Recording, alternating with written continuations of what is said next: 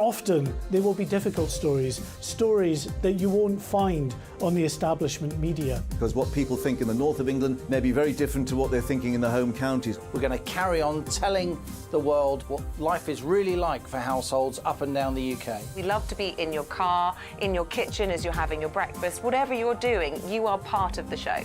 If it matters to you, it matters to us. Britain's watching. Britain's watching. Britain's watching. We're proud to be GB News, the People's Channel, Britain's news channel.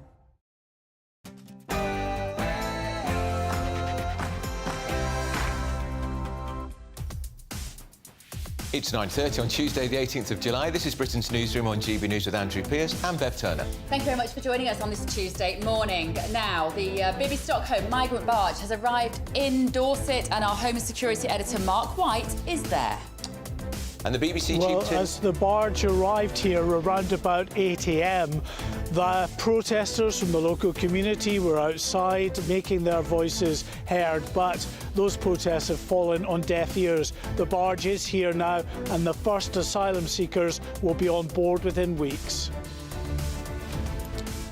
Mark White will be back there, of course. The BBC chief, Tim Davie, is being questioned in Parliament today about the corporation's leadership after the Hugh Edwards scandal. Also talking about the licence fee. Has the BBC already lost your goodwill?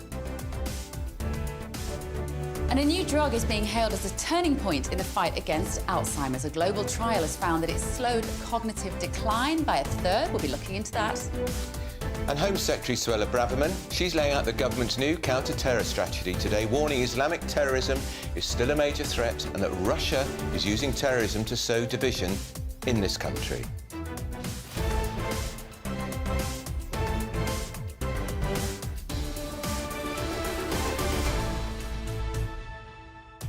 And we've got the boss of Iceland Supermarkets, Richard Walker, coming in to talk about price food inflation. Let us know your thoughts this morning, gbviews@gbnews.com, email address as always. But first of all, here's your morning's news.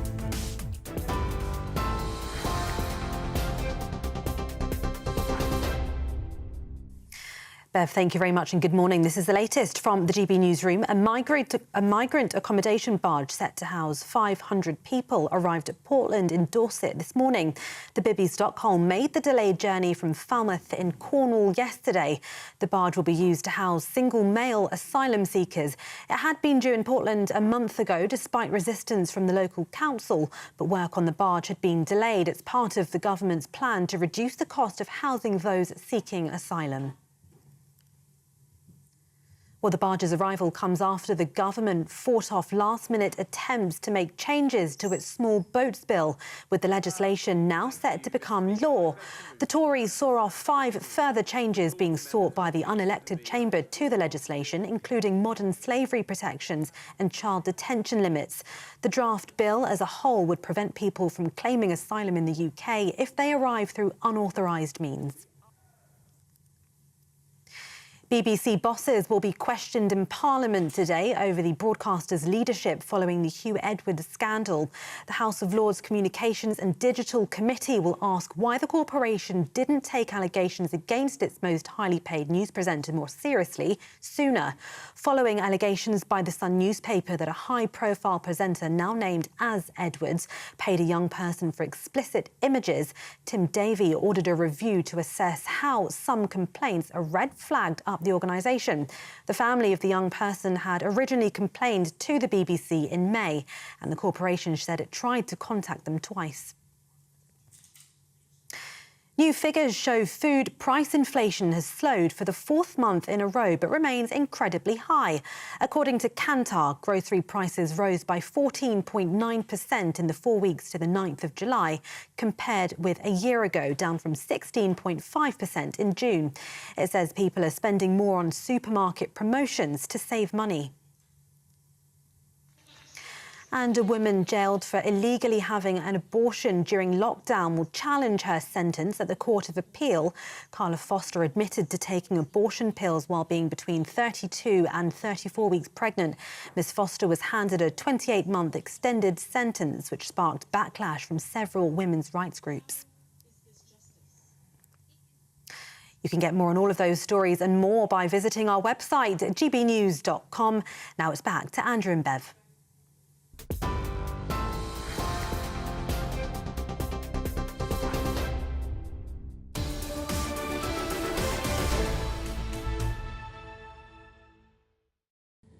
good morning. So the barge known as the Bibby Stockholm has arrived in Dorset this morning after travelling through the night. It's going to house 500 adult male asylum seekers. It's part of the government's plan to cut costs associated with housing migrants in hotels. 51,000 of them are in hotel accommodation across the country, costing £6 million a day. So joining us now from Portland is our Home and Security Editor, Mark White. Mark, what's the latest? Well, the barge is here now. It slipped into Portland Harbour just before 8 a.m. this morning, and it's now at its berth. I can pop out of the way and actually show you live shots down into Portland Harbour, where you can see that the Bibby Stockholm is at that point on the end of this pier here, where in the coming hours and days it will be plugged up for all the utilities that it requires, such as electricity, sewage system pipes and the like. And then in the coming weeks, the first of up to 500 asylum seekers will be placed in accommodation here. 2 to a room, we understand. All of the rooms are en suite. There are recreation facilities as well in terms of games room, TV room. There'll be an onboard doctor, dental facilities for these asylum seekers.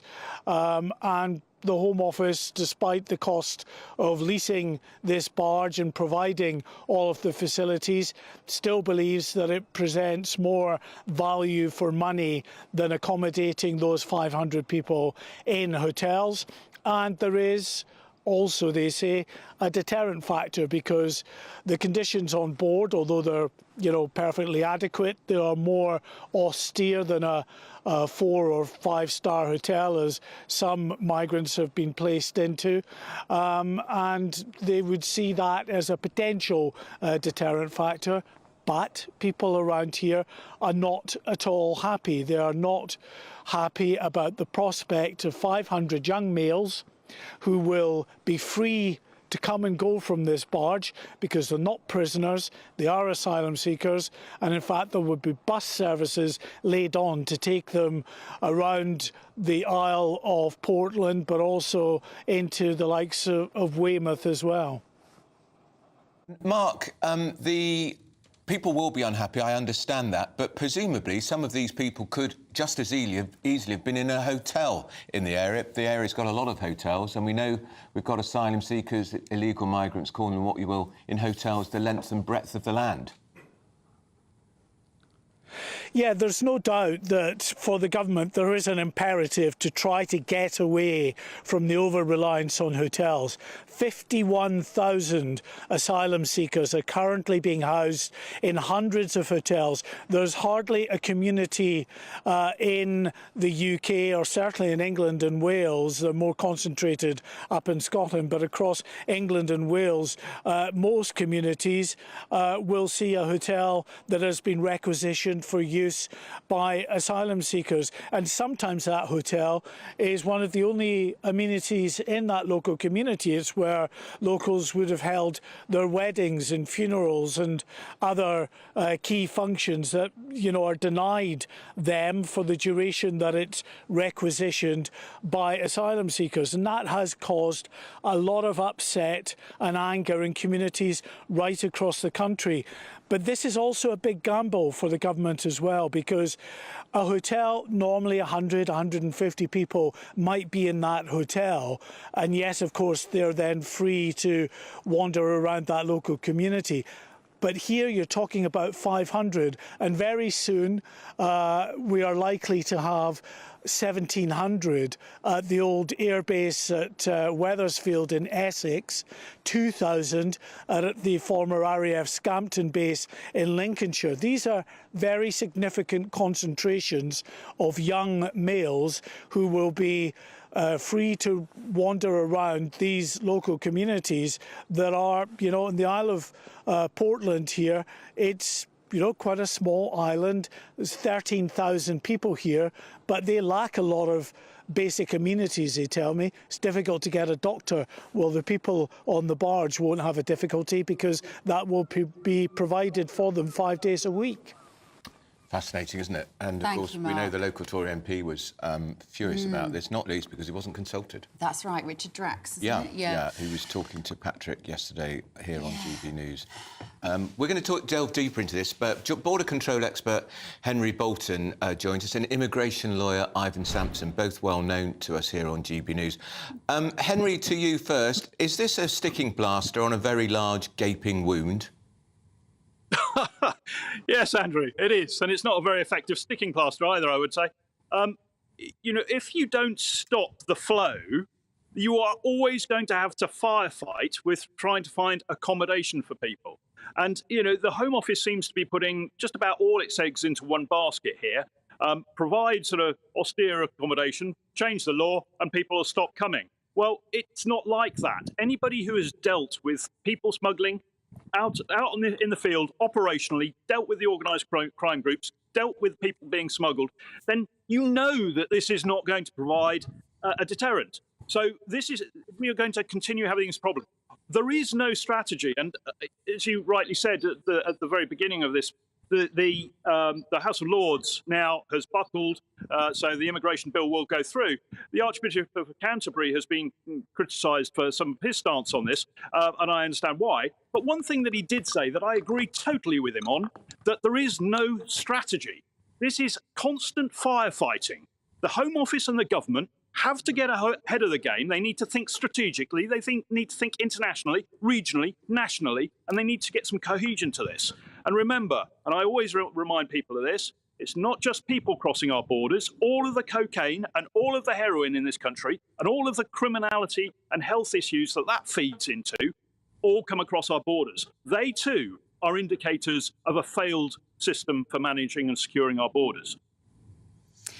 Ivan, if I can bring you in, can you just remind us why and when the numbers of people trying to get here illegally started to tick up? Because we've always had conflict zones, we've always had countries from which people wish to flee. Why are we seeing it so prominently now in such big numbers?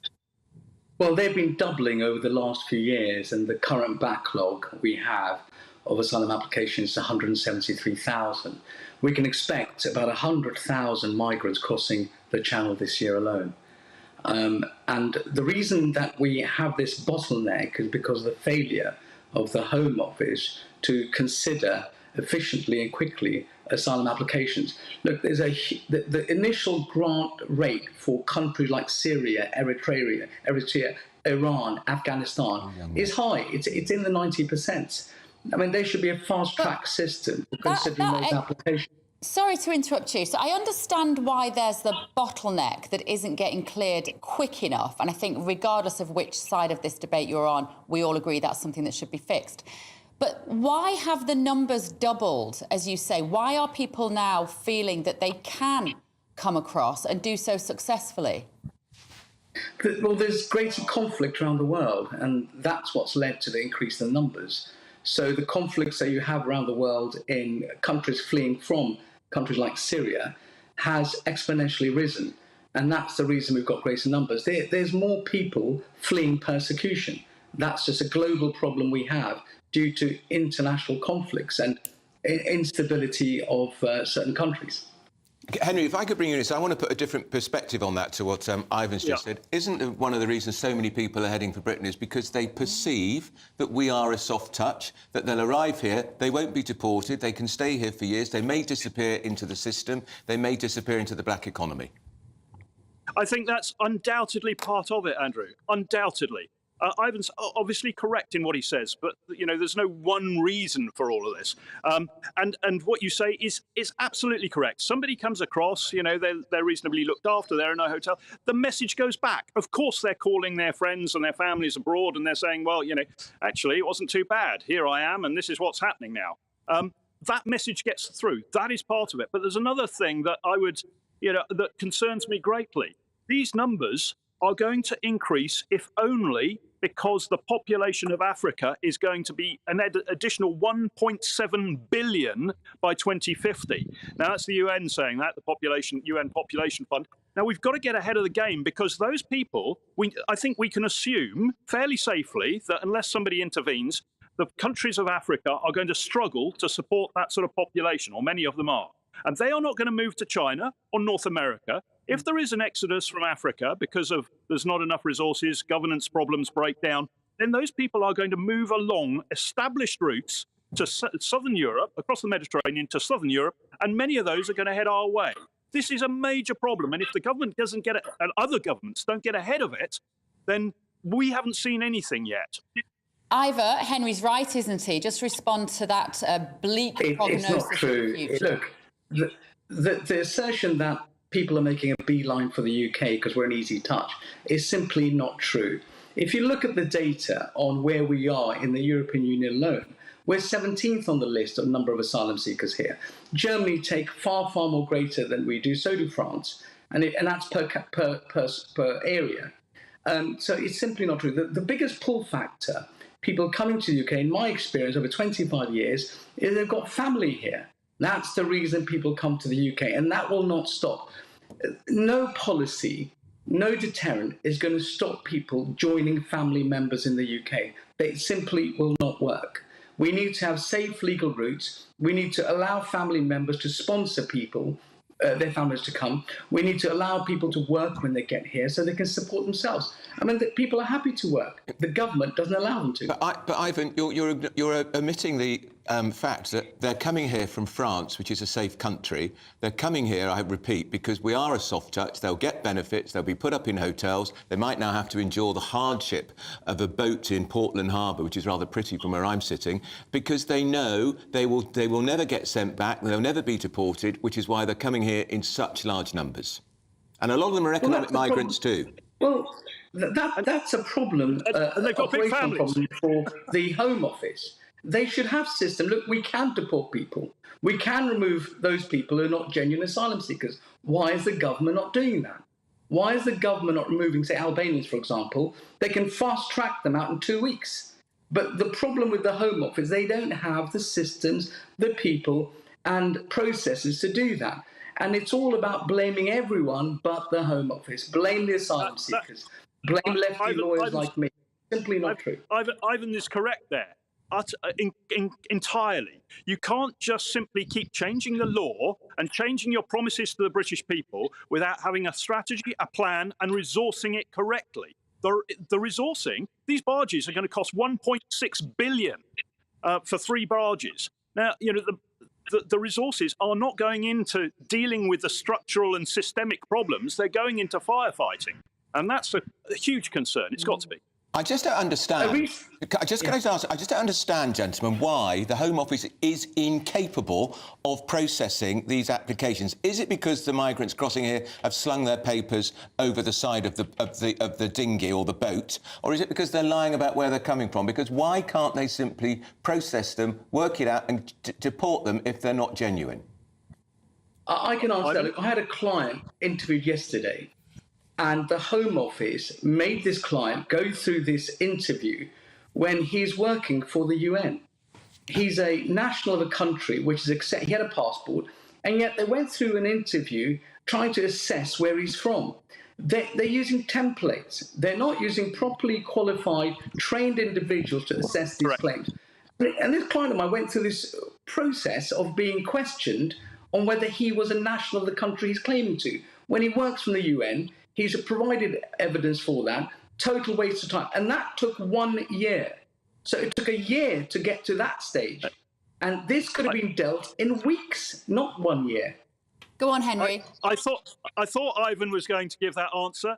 And again, I find myself in total agreement with Ivan. You know, resourcing isn't just about money. It's about training your staff correctly. It's about giving them the right knowledge, the right equipment. Most of the people who are processing the asylum claimants at the moment have absolutely no knowledge of the places that they come from. And, you know, an Albanian, somebody can speak Albanian to you, and they might be from the Republic of Albania itself. They might be from the Republic of Northern Macedonia. They might be from Kosovo. They might be from southern Serbia. You have to be able to understand these things. And if we are not giving people the correct training, then we're on a hiding to nothing. It's rather like policing. The Conservative government cut policing by 21,000. OK, they're replacing 20,000. So, you know, there are all sorts of issues around that, but that's a different topic. But they did much the same thing with the immigration and asylum system.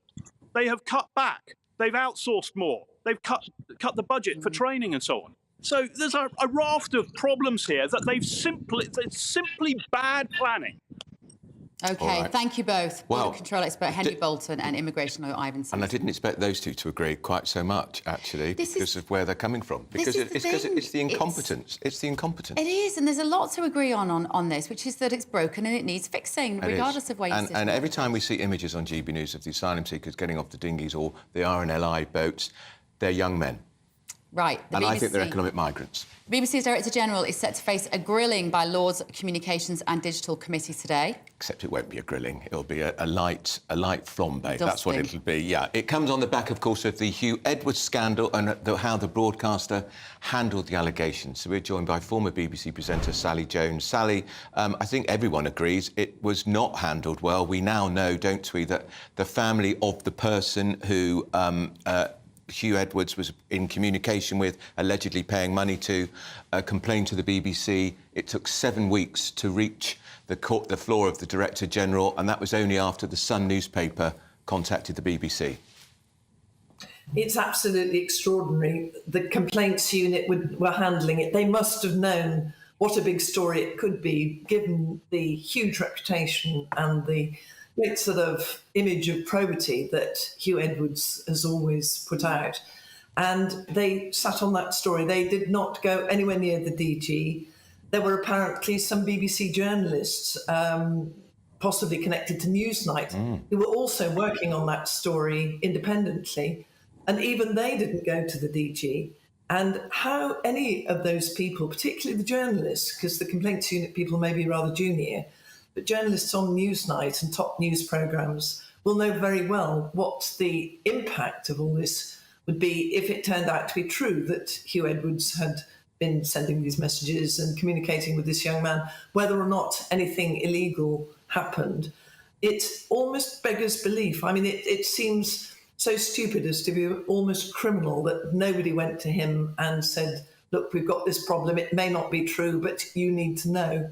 It's shaken people's belief and faith in the BBC, I think, Sally, because of the almost cavalier way they handled this. There's very much a feeling that the people lower down simply thought, right, we'll batten down the hatches, we'll put our tin hats on, heads in the sand, etc., and just hope it goes away.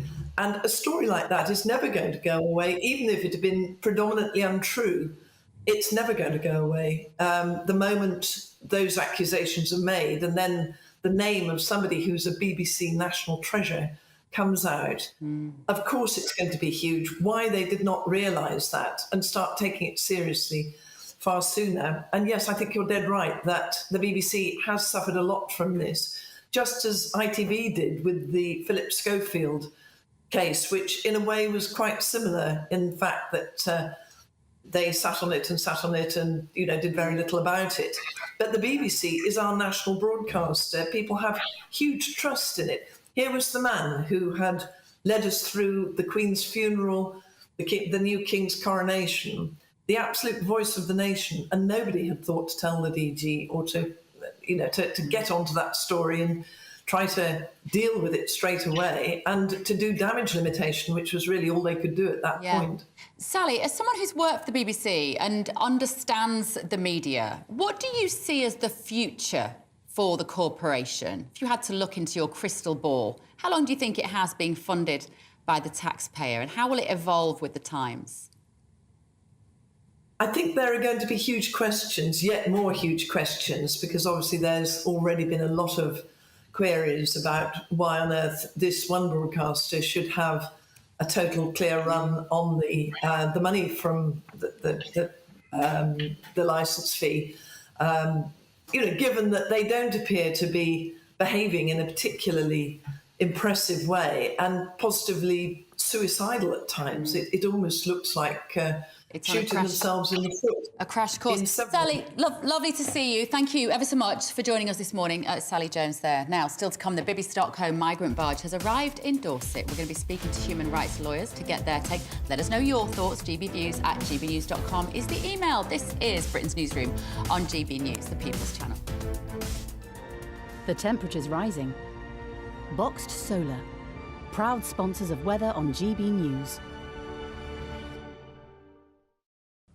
Hello, a very good morning to you. I'm Aidan McGivern from the Met Office with the GB News forecast. A bright start, but a cool start for many of us. More rain is arriving through the morning and into the afternoon. That coming in from the west, already affecting Northern Ireland. It's going to push into much of southern and then central Scotland by lunchtime. Also affecting parts of Northern England, the Midlands, as well as Wales and Cornwall by the afternoon.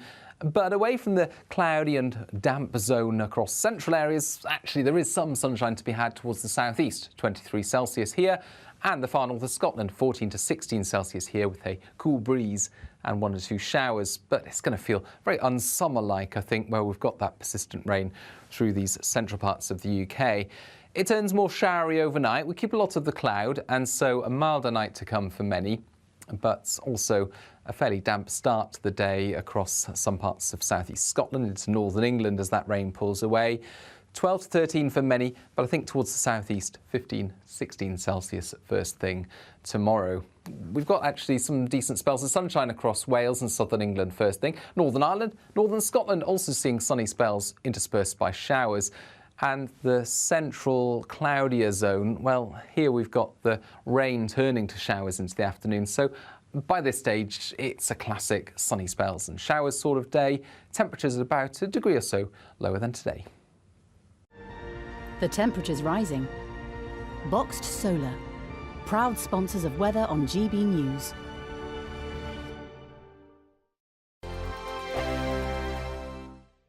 What you get for breakfast is something that, if we do our jobs right, you will wake up to news that you didn't know the night before. It's a conversation. It's not just me and Eamon. We want to get to know you, and we want you to get to know us. From 6, it's Breakfast with Eamon and Isabel. Monday to Thursdays on GB News, Britain's news channel. Westminster is going around in ever-decreasing circles, followed by the media. Britain is broken. How on earth did we get into this mess? But more importantly, how do we get out of it? Join me at 7 p.m, Monday to Thursdays on Farage, here on GB News. We will have open, rational debate. We've got to work out how Britain moves forward from this. Join us here on GB News, the People's Channel. Britain is watching. When the news happens, it happens here. And really important breaking news. Breaking news this morning. On TV, radio and online, the news starts here on Britain's Newsroom. All the biggest stories and the answers that you need from across the UK and beyond. Join Britain's Newsroom from 9:30 on GB News. The People's Channel, Britain's news channel. Join me, Patrick Christie's Monday to Friday, 3 till 6. We tackle the day's news agenda like you've never seen before. It's high tempo, high octane, the most controversial topics and the best guests. You will not be able to take your eyes and ears off it. I'm not afraid to ask the questions that you really want answered. 3 till 6 p.m, Monday to Friday on GB News, the People's Channel, Britain's news channel. People in Britain, they love free speech, but they also love fair play. I don't care if I'm speaking somebody from a trade union, from the Labour Party, somebody from the SNP. And I think the viewers like to see that actually we can challenge one another, but in a positive way. We think we ask the questions that people want to ask, and often we ask the questions that we wanted to ask in Parliament but never got the chance to ask. So join us every Saturday, 10 a.m. till noon on GB News, Britain's news channel. Hi, I'm Dan Wootton. You can watch me live on GB News Monday to Thursday from 9 p.m. And did you know that you can also watch and listen live on our website, gbnews.com. You'll always be up to date on the latest breaking news, as well as enjoying the best stories, opinions and shows. You can even join the debate under our live player as you're watching. So head straight to gbnews.com on TV, radio and online. GB News, Britain's news channel. It's all about family, being in people's living rooms, all the interaction and getting to know who our viewers and listeners are. When I was young, my dad used to say, "No, stop arguing." I wanted an outlet that would enable me to give my opinion. People are going through a really hard time right now, and I know that you don't feel like you're being listened to by the establishment. I came to GB News because it's the People's Channel, and I want the audience to have their say on the events of the day. We're dynamic. We do something different. Democracy shows that the wisdom of the nation is in its people. I get to travel to find out what the story is from a personal perspective. The British people aren't fools. We know when we're not being told the full story. We've got to work out how Britain moves forward from this. is the best country in the world. The establishment had their chance. Now we're here to represent your views. Britain's watching. Britain's watching. Britain's watching. We're proud to be GB News, The People's Channel. Britain's news channel.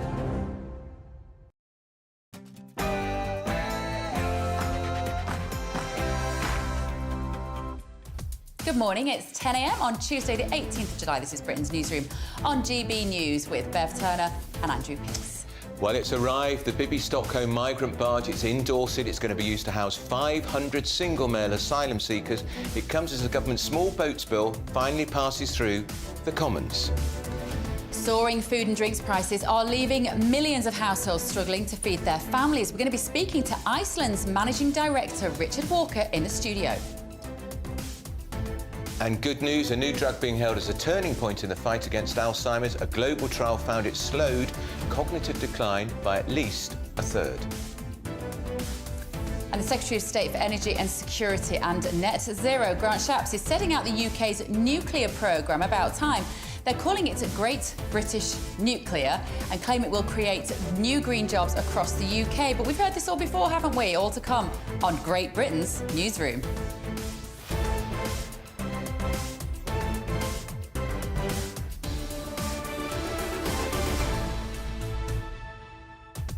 And finally, they're talking nuclear. It's not going to happen until 2035. What's that going to do for our energy bills right now? Right, let us know what you think this morning. gbviews@gbnews.com is the email address. First of all, though, here is your very latest news with Tatiana Sanchez.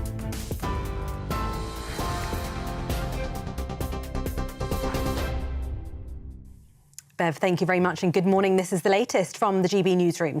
A migrant accommodation barge set to house 500 people arrived at Portland in Dorset this morning. The Bibby Stockholm made the journey from Falmouth in Cornwall yesterday. The barge will be used to house single male asylum seekers. It had been due in Portland a month ago despite resistance from the local council, but work on the barge had been delayed.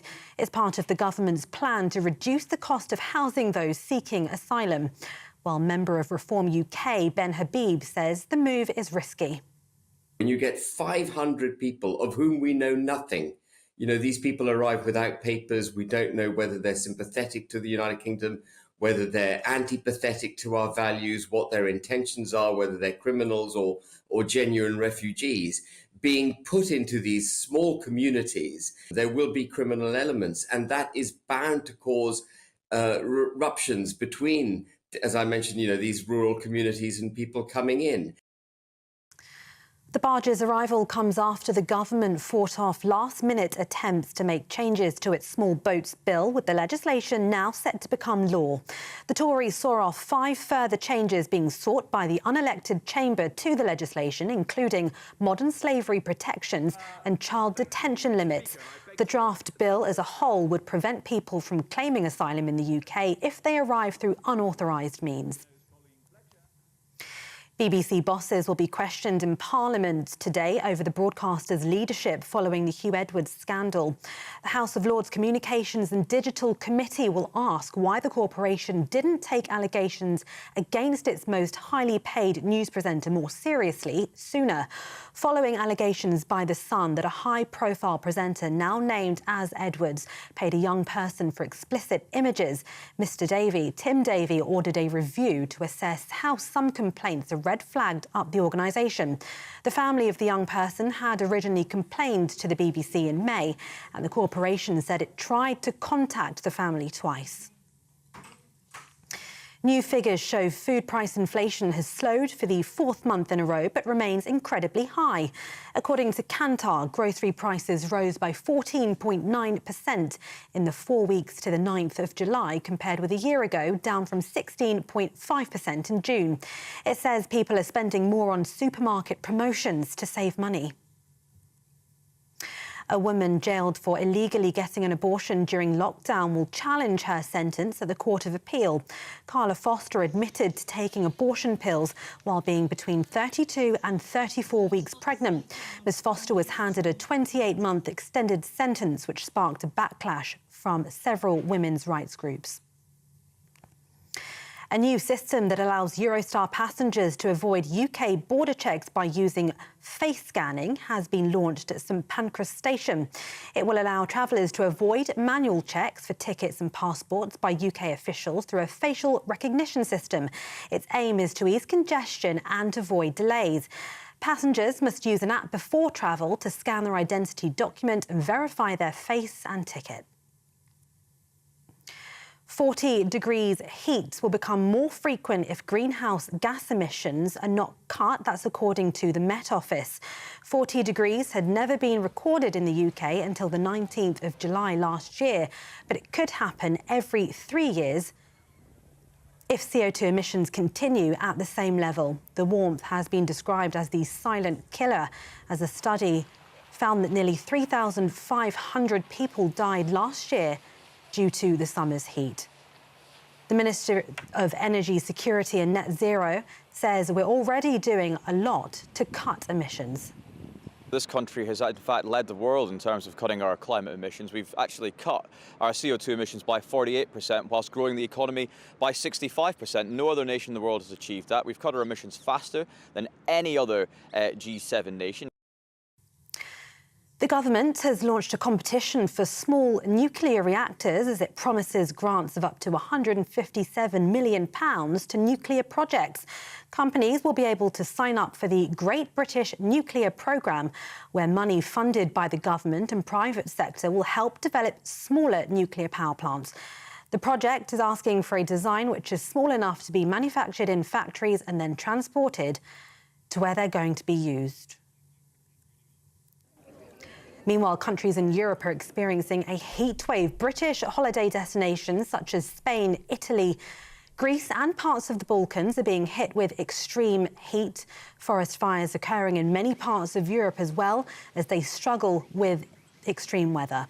Wildfires in Switzerland have forced the police to evacuate villages. And the Commonwealth Games Federation says the Victorian state government's decision to withdraw as host of the 2026 Commonwealth Games is hugely disappointing. The reason for the Australian state's withdrawal is due to finance. It would cost them more than £3 billion, which is 50% more than expected. The cost is higher because of the unique regional delivery model that Victoria chose for these games to village and venue builds and transport infrastructure. You're with GB News. We'll bring you more news as it happens. Now it's back to Andrew and Bev.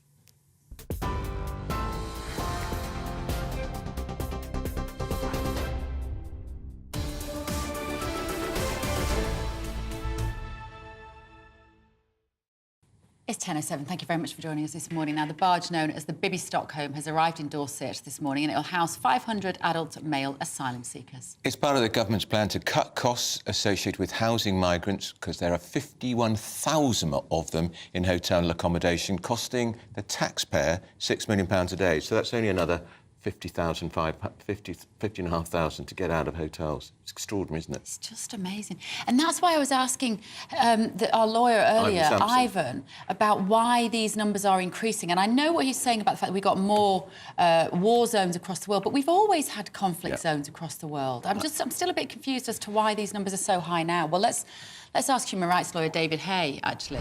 David, maybe we can start with that question, why these numbers have doubled in recent years. I think it's a very good morning, both of you. I think it's a very good question. I think perhaps even one of the reasons why, certainly that I'm seeing, is that the complete failure of the government to tackle the crisis that we've seen people coming across the channel. It's almost marketing, for the smuggling gangs, because people know that if they come here, there's complete chaos. That there's going to be chaos in the legal system for a long time to come, I think, while this government's still in power. Because still now, even though that the bill is now obviously going to receive royal assent soon, there's absolute chaos. And so if you're a illegal trafficker, it's a green light. So, but I'm still a little bit confused. Does that mean that our systems aren't as good as they used to be? Or is it that people traffickers have realised this is a very successful business model and are therefore capitalising on it? Or are there greater numbers of people who want to get out of war zones? I think, Bev, I think it's all of the above. I think you've also seen, certainly from the ability of the government to, or rather the inability of the government to actually put in place practices that deal with these asylum seekers quickly. You have asylum claims that are going on for years and years and years and years, and that's completely unacceptable. And that's one of the reasons why we've got a problem. Of course, you mentioned obviously there's lots of war zones and conflicts around the world. You've also got it's very, very profitable for people to come here from a commercial perspective, for a commercial, not real asylum seekers. So I think you've got a very bad mix of things, which has created the situation that we're in. But definitely the government's inability to tackle the problem and continued inability, I think, is one of the biggest, if not the biggest reasons. David, dare I say it though, aren't people like you part of the problem? The human rights industry, the human rights lawyers who are representing these people with legal aid, which is why these cases go on and on and on. Endless appeals, people being taken off planes which were about to go to Rwanda by human rights lawyers.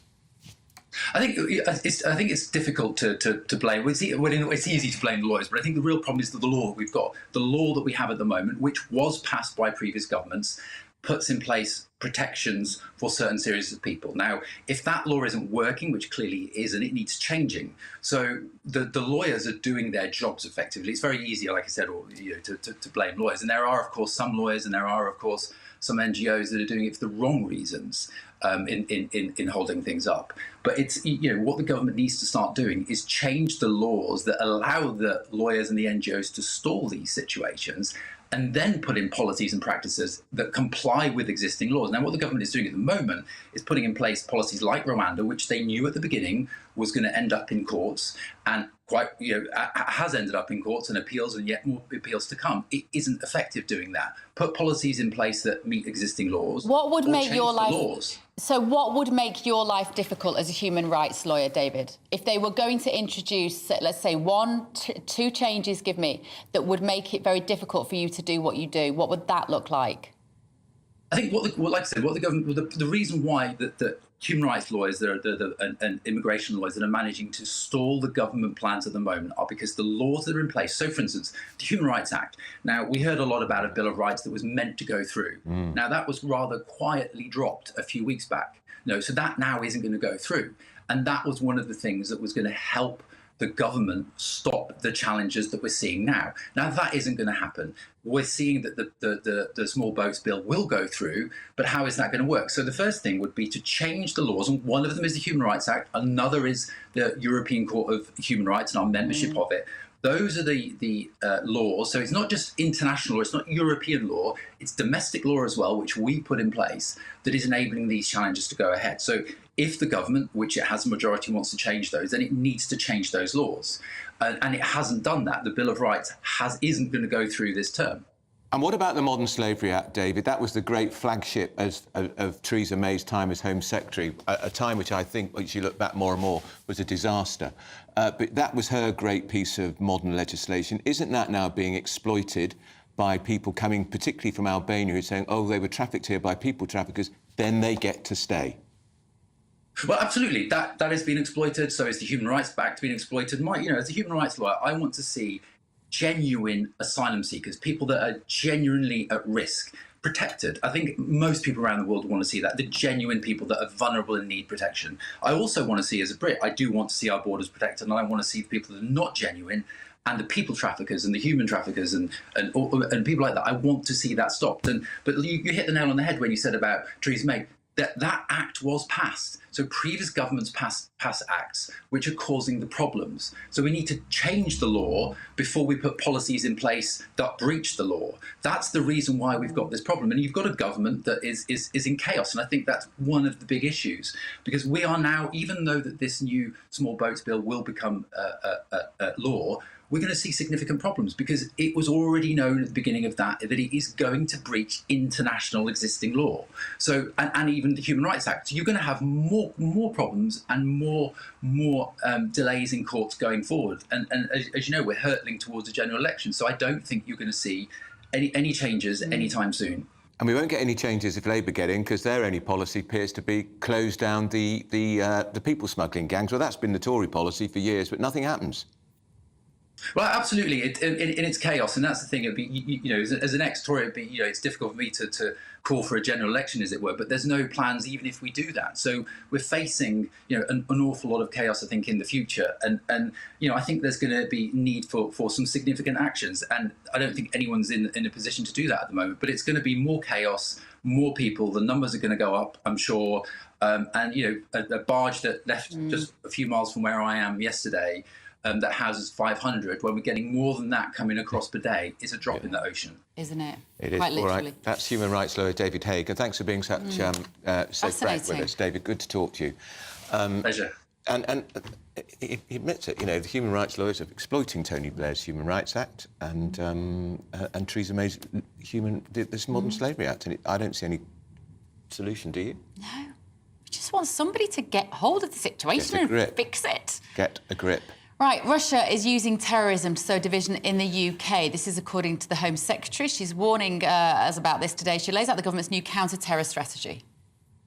Convinced this is all part of the We Are an Active Government in the build-up to 3 by-elections on Thursday. Forgive me for being so cynical. Suella Braverman is also going to say Islamic terrorism is still a major threat to the country, which takes up 3/4 of MI5's time. That's a surprise, isn't it? I'm now joined by Chris Phillips, the former head of National Counter-Terrorism Security. Morning, Chris. Are you surprised to hear that figure from Suella Braverman, that 3/4 of MI5's time is spent still investigating Islamic terrorism? No, not in the slightest. I mean, it's very well known that Islamic terrorists are still active in the UK. There's more and more of them, actually, than ever before. And of course, we've also got people being released from prison who are actually convicted terrorists. So the problem is there, has always been there, and it will continue to be there. One of the concerns, Chris, about the people crossing the channel, some of whom, of course, will be genuine asylum seekers, many more of them, in my view, are economic migrants, but some of them could be intent on wreaking terror on this country, and they get in via the small boats and then get lost in the system. Yeah, and I was laughing actually at your last guest explaining why he was part of the problem, aiding these people to stay in the UK.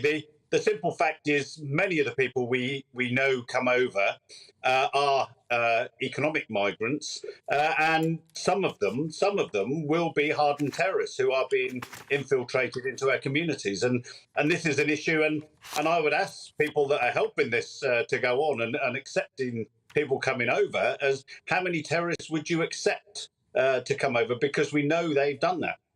And 3/4 of MI5's time being devoted to this, Chris, is that enough? Because they can't keep an eye on all the people that are on the suspect list all the time, because it's too expensive and it's too labour-intensive.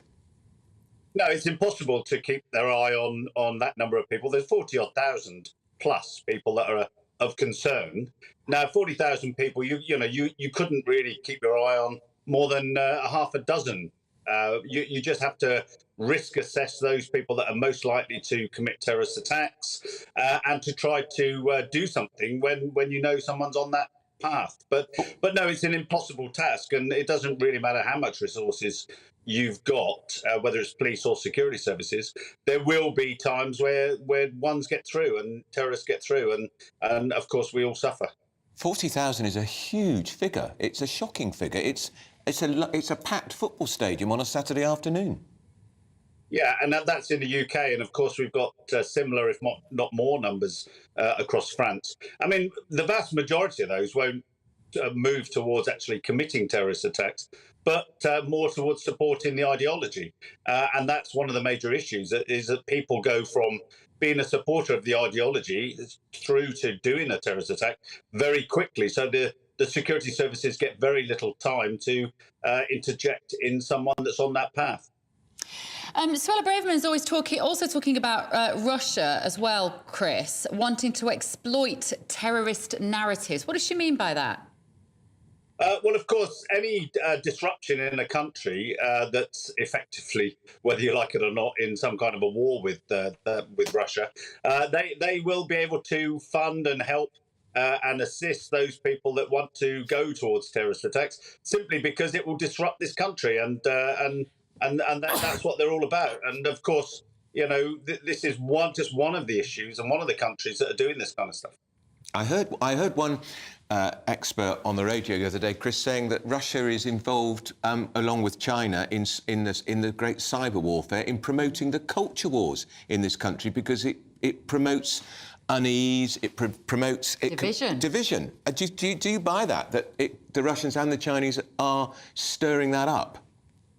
Yeah, very much so. And I think, to be fair though, they would argue that we do something similar in Russia and China. So this is something that countries have been involved in. And of course, the use of cyber technology means that they can hide under a shelter and stir the pot, if you like, without actually being obvious. Do you think, Chris, in your experience, now in 2023, are we still, what would you say is the biggest threat? Is it a cyber attack on some of our systems, be that the NHS or maybe a government system? Or is it still the risk of an actual detonated device in a crowded area somewhere? Which is the biggest threat to us, do you think? More likely? Well, they're all on the country's crime register, and I think any one of those, a major attack of any kind, will have a huge impact on the country. If you look at what happened in Manchester, the impact of that on not only the families but also on society, that people just don't feel safe. And if you take safety away from people, they won't go to events, they won't do things and live their normal lives. But likewise, if you interfere with the computers that are used in our hospitals, that has a major impact on society. So terrorism is all about making people scared and using threats and violence to do that. Cyber terrorism is an interesting concept, actually, because some would say that you can have it, but certainly you can frighten the public into changing their behaviour, which is all terrorism is about. Yeah, OK, thanks so much, Chris Phillips there. I really like to think that Suella Braverman hasn't done this week to make us frightened and therefore vote differently in the upcoming by-elections. I just think it's about trying to look like it's a government on the front foot, got an agenda. It hasn't lost its way completely. But Chris was right about that Manchester terrorist atrocity. That was the Ariana Grande concert. Just awful. Children, targeting children. Yeah. So I think the youngest one who died was 12, wasn't she? Yeah, and we touch wood, fingers crossed, etc. But we do pretty well in this country, actually, considering that there are 40,000 people at any given point on the watch list. Somebody, our surveillance services behind the scenes, our counter-terrorism services are doing a good job. Attacks all the time that we don't know about and they won't tell us about.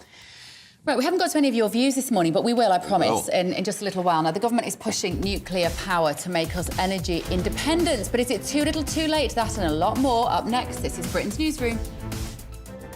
That warm feeling inside.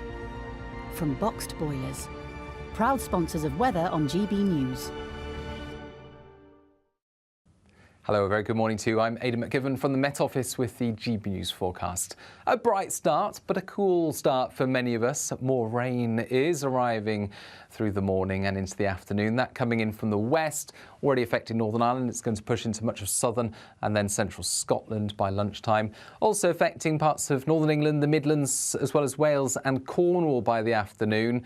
But away from the cloudy and damp zone across central areas, actually there is some sunshine to be had towards the southeast, 23 Celsius here, and the far north of Scotland, 14 to 16 Celsius here with a cool breeze and 1 or 2 showers. But it's going to feel very unsummer-like, I think, where we've got that persistent rain through these central parts of the UK.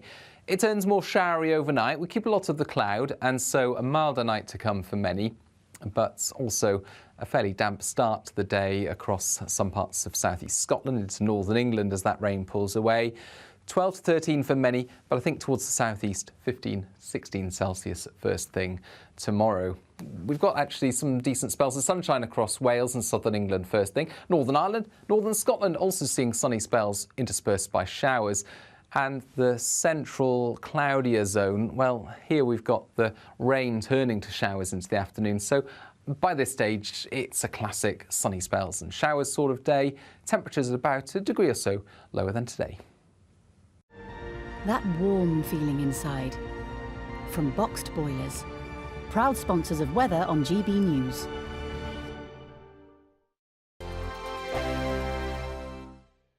The Live Desk with me, Mark Longhurst. And me, Pip Thompson. It's here Monday to Friday on GB News. From midday, we'll bring you the news as it breaks, whenever it's happening and wherever it's happening, from across the UK and around the world. Refreshing, feisty, but with a bit of fun too. If it matters to you, we'll have it covered on TV, radio and online. Join the Live Desk on GB News, the People's Channel, Britain's news channel. Weeknights on GB News from 6 p.m. You'll always get drama. Please stop, Michelle. I know, yeah. Please stop. Should I just shut up? Romance. You like me, I like you. There you go. There you are. Well, don't tell anybody. Adventure. Etc. That's the whole point. And action. Sergeant, we're being greeted by superstar panel. They're already at it. They're fighting. It's going to be quite a show. Only on GB News, the People's Channel, Britain's news channel. So Jubes and Kerr, we tackle the issues of the day with real robust debate, both sides of the fence, battling it out with me in the middle with my forthright opinions and views, and often really interesting things happen because you start with a position and then by the end of the debate you find actually, well, I might not have thought about that one. What we need in this country is 2 new political budgets. You should maybe think about doing a 2024 calendar. I'm Michelle Dewberry and I'm keeping you company right through until 7 o'clock this evening. GB News, the People's Channel, Britain's watching.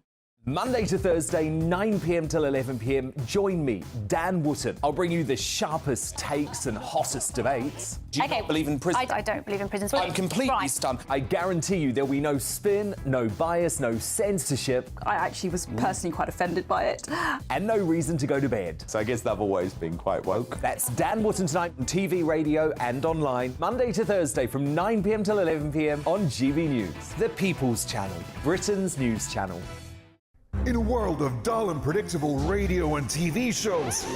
Oh, hi. On Mark Dolan tonight, we've got big guests. We drill into the big stories of the day. The show adds up to a brilliant listening and viewing experience. Mark Dolan Tonight is the most entertaining current affairs show ever, and that's a fact. That's Mark Dolan Tonight, Friday, Saturday and Sunday from 9. Only on GB News, Britain's news channel.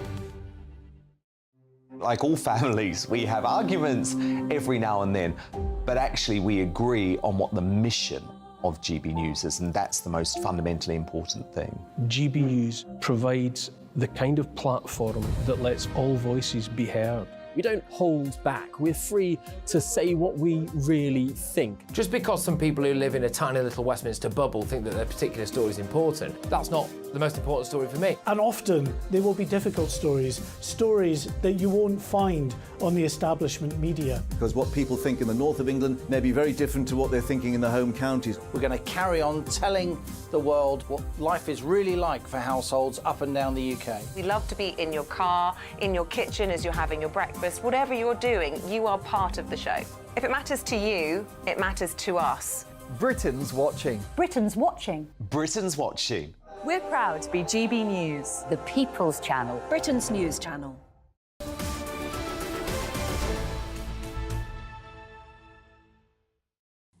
And it's 11:27 with Britain's news. No, it's 10:27. We don't want to go ahead. The morning away. Exactly, we don't want to do that. It's 10:27. You're with Britain's news, and we're on GB News with Andrew Pierce and Bev Turner. And we're going to talk now to our very favourite business and economics man with the graphic, Liam Halligan. Because the government are talking about Great British Nuclear today. There he is. There he is. So you're at the Science Museum in London this morning, Liam, to talk about nuclear energy. Who are you talking to? I am indeed at the Science Museum, Bev. I don't think I've been here since I was a cub in my little shorts and my cap. I wish I was wearing them today because it's pretty hot and humid down here. I am in Museum Land in South Kensington in central London, and pretty soon the Energy Secretary Grant Shapps will be arriving here giving what he is billing, this Department of Billing, as a major speech on nuclear energy. He's going to announce the launch of Great British Nuclear, a new arm's-length government body, in order to speed up the rollout of nuclear power over the coming decades, saying that we want to get to 25% of our energy mix being nuclear by 2050. Let's have a look at that energy mix, because I may be away from the studio, but I've still got my graphics. And here is one of my graphics. Strap yourself in, this is a good one, because there you can see our energy mix in the latest year for which data is available. 15% of our electricity comes from nuclear power. Almost 40% comes from gas. Just 1 or 2% now from coal, quite interesting, and quite a lot from renewables as well, though energy prices are linked to the price of gas. What Grant Shapps will be saying today is that he does want to see the completion of Hinkley Point down in the West Country. I'll talk about that a bit more. But also, he's going to be talking about these small modular nuclear reactors. We know the government's given money to the UK's own Rolls-Royce to develop these nuclear reactors. I think he's going to say in his speech here, though, that it'll be about 11:30, he's going to say that the government still has to decide who is actually going to build those modular reactors. There's going to be an international tendering competition, and then those reactors will be rolled out, the Energy Secretary will say, in the 2030s. Liam, the question, of course, which I'm sure you'll be asking the Secretary of State is, this is terrific and great, and we're all pleased and delighted. It's a little late in the lifetime of a government, isn't it, when they've been in power for 14 years, and most of these nuclear power stations won't come on stream till 2035, if we're lucky. Indeed, this is all about the long term. The government would reply, ministers would reply, that pretty much all the nuclear power stations that are active in the UK now were commissioned under Conservative governments. Of course, Hinkley Point is being built. It's the biggest construction project in Europe. I was down there just last month talking to Grant Shapps. It's a huge construction project down there in the West Country on the coast near Taunton. It's a very, very complex project. It's funded by French government money, by Chinese government money, as well as by UK government money and other private sector. Look, this is the long term. In the end, the government hopes that nuclear is part of the solution, not only to cheaper energy, but also more secure energy, not relying on overseas powers, not least in the Middle East and Russia for our energy, and also helping towards net zero. Increasingly, Western countries, as net zero gets tougher, are starting to treat nuclear power as, on balance, environmentally friendly. The French, of course, have 70% of their electricity comes from nuclear, just 15 here. The Germans, meanwhile, have almost entirely decommissioned their nuclear power. This is a long-term game, nuclear energy, and I'll be back soon with more from the Energy Secretary. Very interesting. Thank you, Liam. Our business and economics editor. I have questions about nuclear. Yeah, but I mean, it is, at least, we're always criticising governments being too short-term. This is a long-term plan of which they're going to get no political benefit at all. But I think it's safer, isn't it? And cheaper. And Keir Starmer said that he would include nuclear in his energy strategy as well, so hopefully it isn't one of those things that will be initiated and then it will be scrapped by anybody incoming. He might U-turn on that tomorrow. He might. But what do they do with the waste? That's my question. That's what used to be the problem with nuclear energy. We didn't know what to do with the waste. Anyway, we've got to move on. Right. We got the CEO of supermarket Iceland is going to be joining us in the studio to discuss the rising cost of food and what he might be doing to help after your morning's news with Tatiana.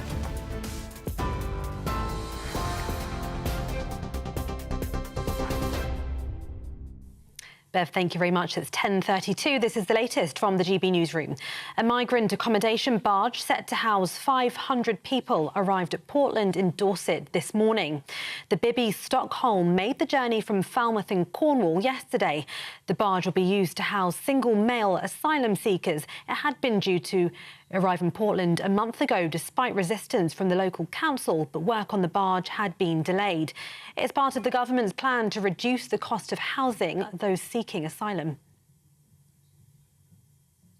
The barge's arrival comes after the government fought off last-minute attempts to make changes to its small boats bill, with the legislation now set to become law. The Tories saw off 5 further changes being sought by the unelected chamber to the legislation, including modern slavery protections and child detention limits. The draft bill as a whole would prevent people from claiming asylum in the UK if they arrive through unauthorised means.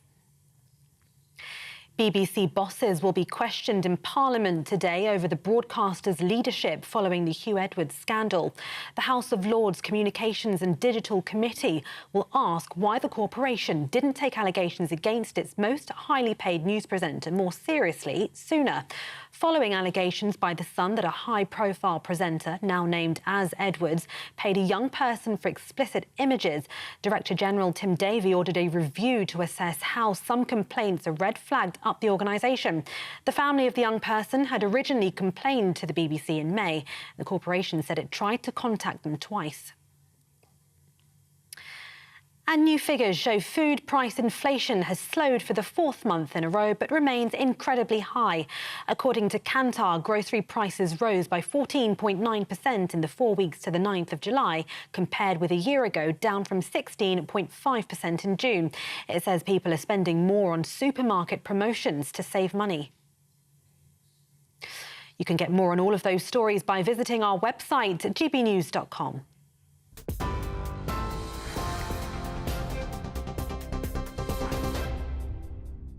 Direct Bullion sponsors the Finance Report on GB News for gold and silver investment.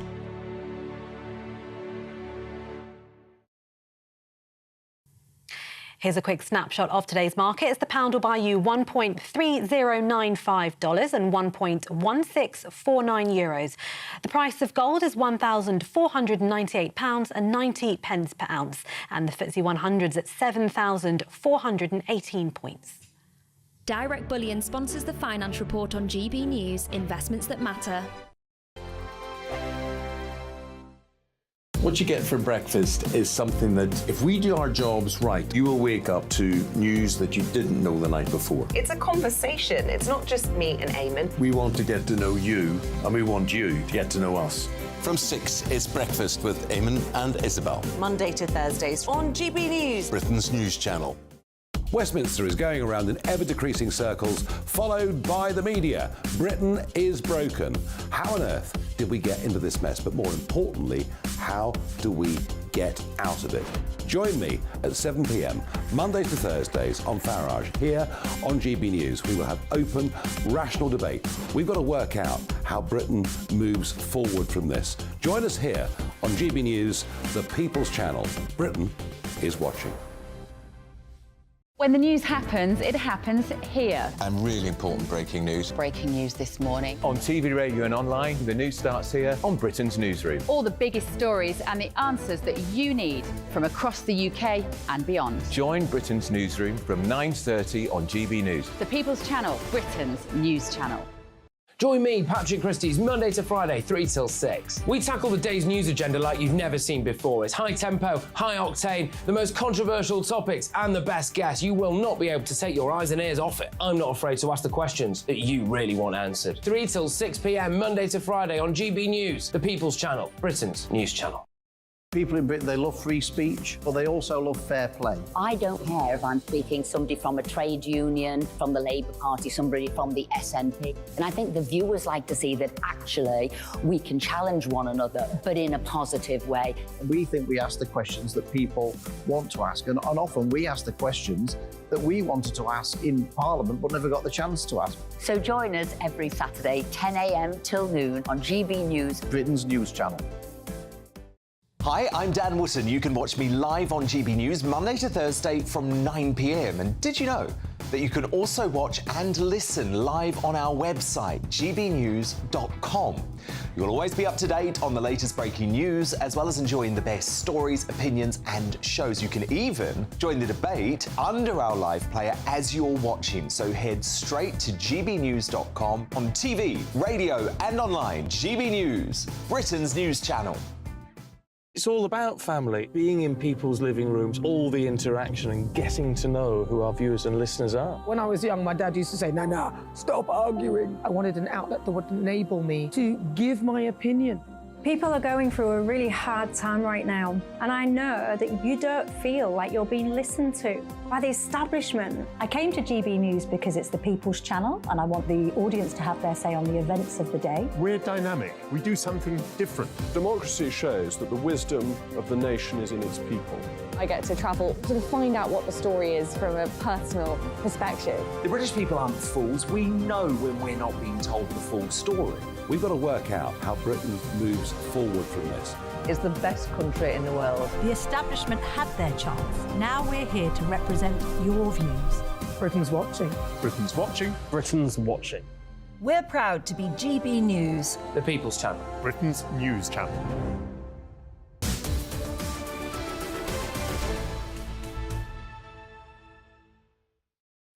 10:38, you're with Britain's Newsroom on GBNews, Andrew Pearce and Bev Turner. And we have a media star in the studio with us, retail star. Oh, I thought you were talking about me then for a minute. Well, that goes without saying. Richard Walker, of course, is Executive Chairman of Iceland Foods. Great day to have you in because food inflation has fallen for the 4th month running. It's still far too high, and there is a suspicion, which is why the Competition and Markets Authority are looking into it, Richard, that there's been some jiggery-pokery with the retailers at the expense of the consumer. Well, not at Iceland. We obviously work day and night to keep prices as low as possible because customers will go elsewhere. But I do think it's right that the CMA are looking into this because price of fuel potentially at some of the big 4 supermarkets is an interesting balancing act they've been doing whilst selling food at low cost. Of course, now we've all seen food prices go up and up at the shelf. There is no profiteering, certainly in our business. I can't talk for competitors, but I think it's really important that as soon as cost prices of the goods that we buy come down, that we pass those on to our customers. What extra costs are you having to meet at the moment? Well, I mean, there's a lot of product cost, and that's from war in Ukraine, leading to grain shortages, oil shortages, because it is the breadbasket of Europe. The price of petrol, which obviously affects the price of everything. But then in our operational costs, think of our electricity bill. Yeah. We've got national minimum wage increase, which is the right thing, but, you know, that'll cost us another 50 million. So there's a whole different range of different costs, and it just seems to keep coming. Now, we've just been hearing about the heatwave in Europe, and that'll affect the growing season of produce, which in turn may impact the price on shelves. So we're working really hard. Today, we've announced that we've cut 500 prices by about 20%. But, you know, I want there to be more to come. And you're right, food inflation is now dropping. We'll be passing that on. So explain to us, I was just looking at some of these cut prices. So a 200-gram jar of Nescafe down from £6.50 to £4.50, 15 fish fingers down from £3.50 to £2. These are big cuts, very welcome for people watching and listening. How can you manage to do that and still remain profitable? Yeah, and remaining profitable is important. Of course. Yeah, because, you know, there's no shame in making a profit because that enables us to invest in our stores. Was it because you were making such big profits before that you could afford to do this? No, I mean, on an accounting level, we'll break even this year. We are generating more cash, but we're not taking any dividends, and we haven't done for a decade. We're investing it all back in the business. It's a private family business, so I want it to be here for the next 50 years. It was started by my mum and dad 50 years ago, and so we're long-term greedy. We invest in the business, invest in our customers, invest in our products, and sometimes we take a hit. So we've frozen the price of all of our £1 lines. It's about 20% of our range. We used to make 25% margin on those. Now we break even.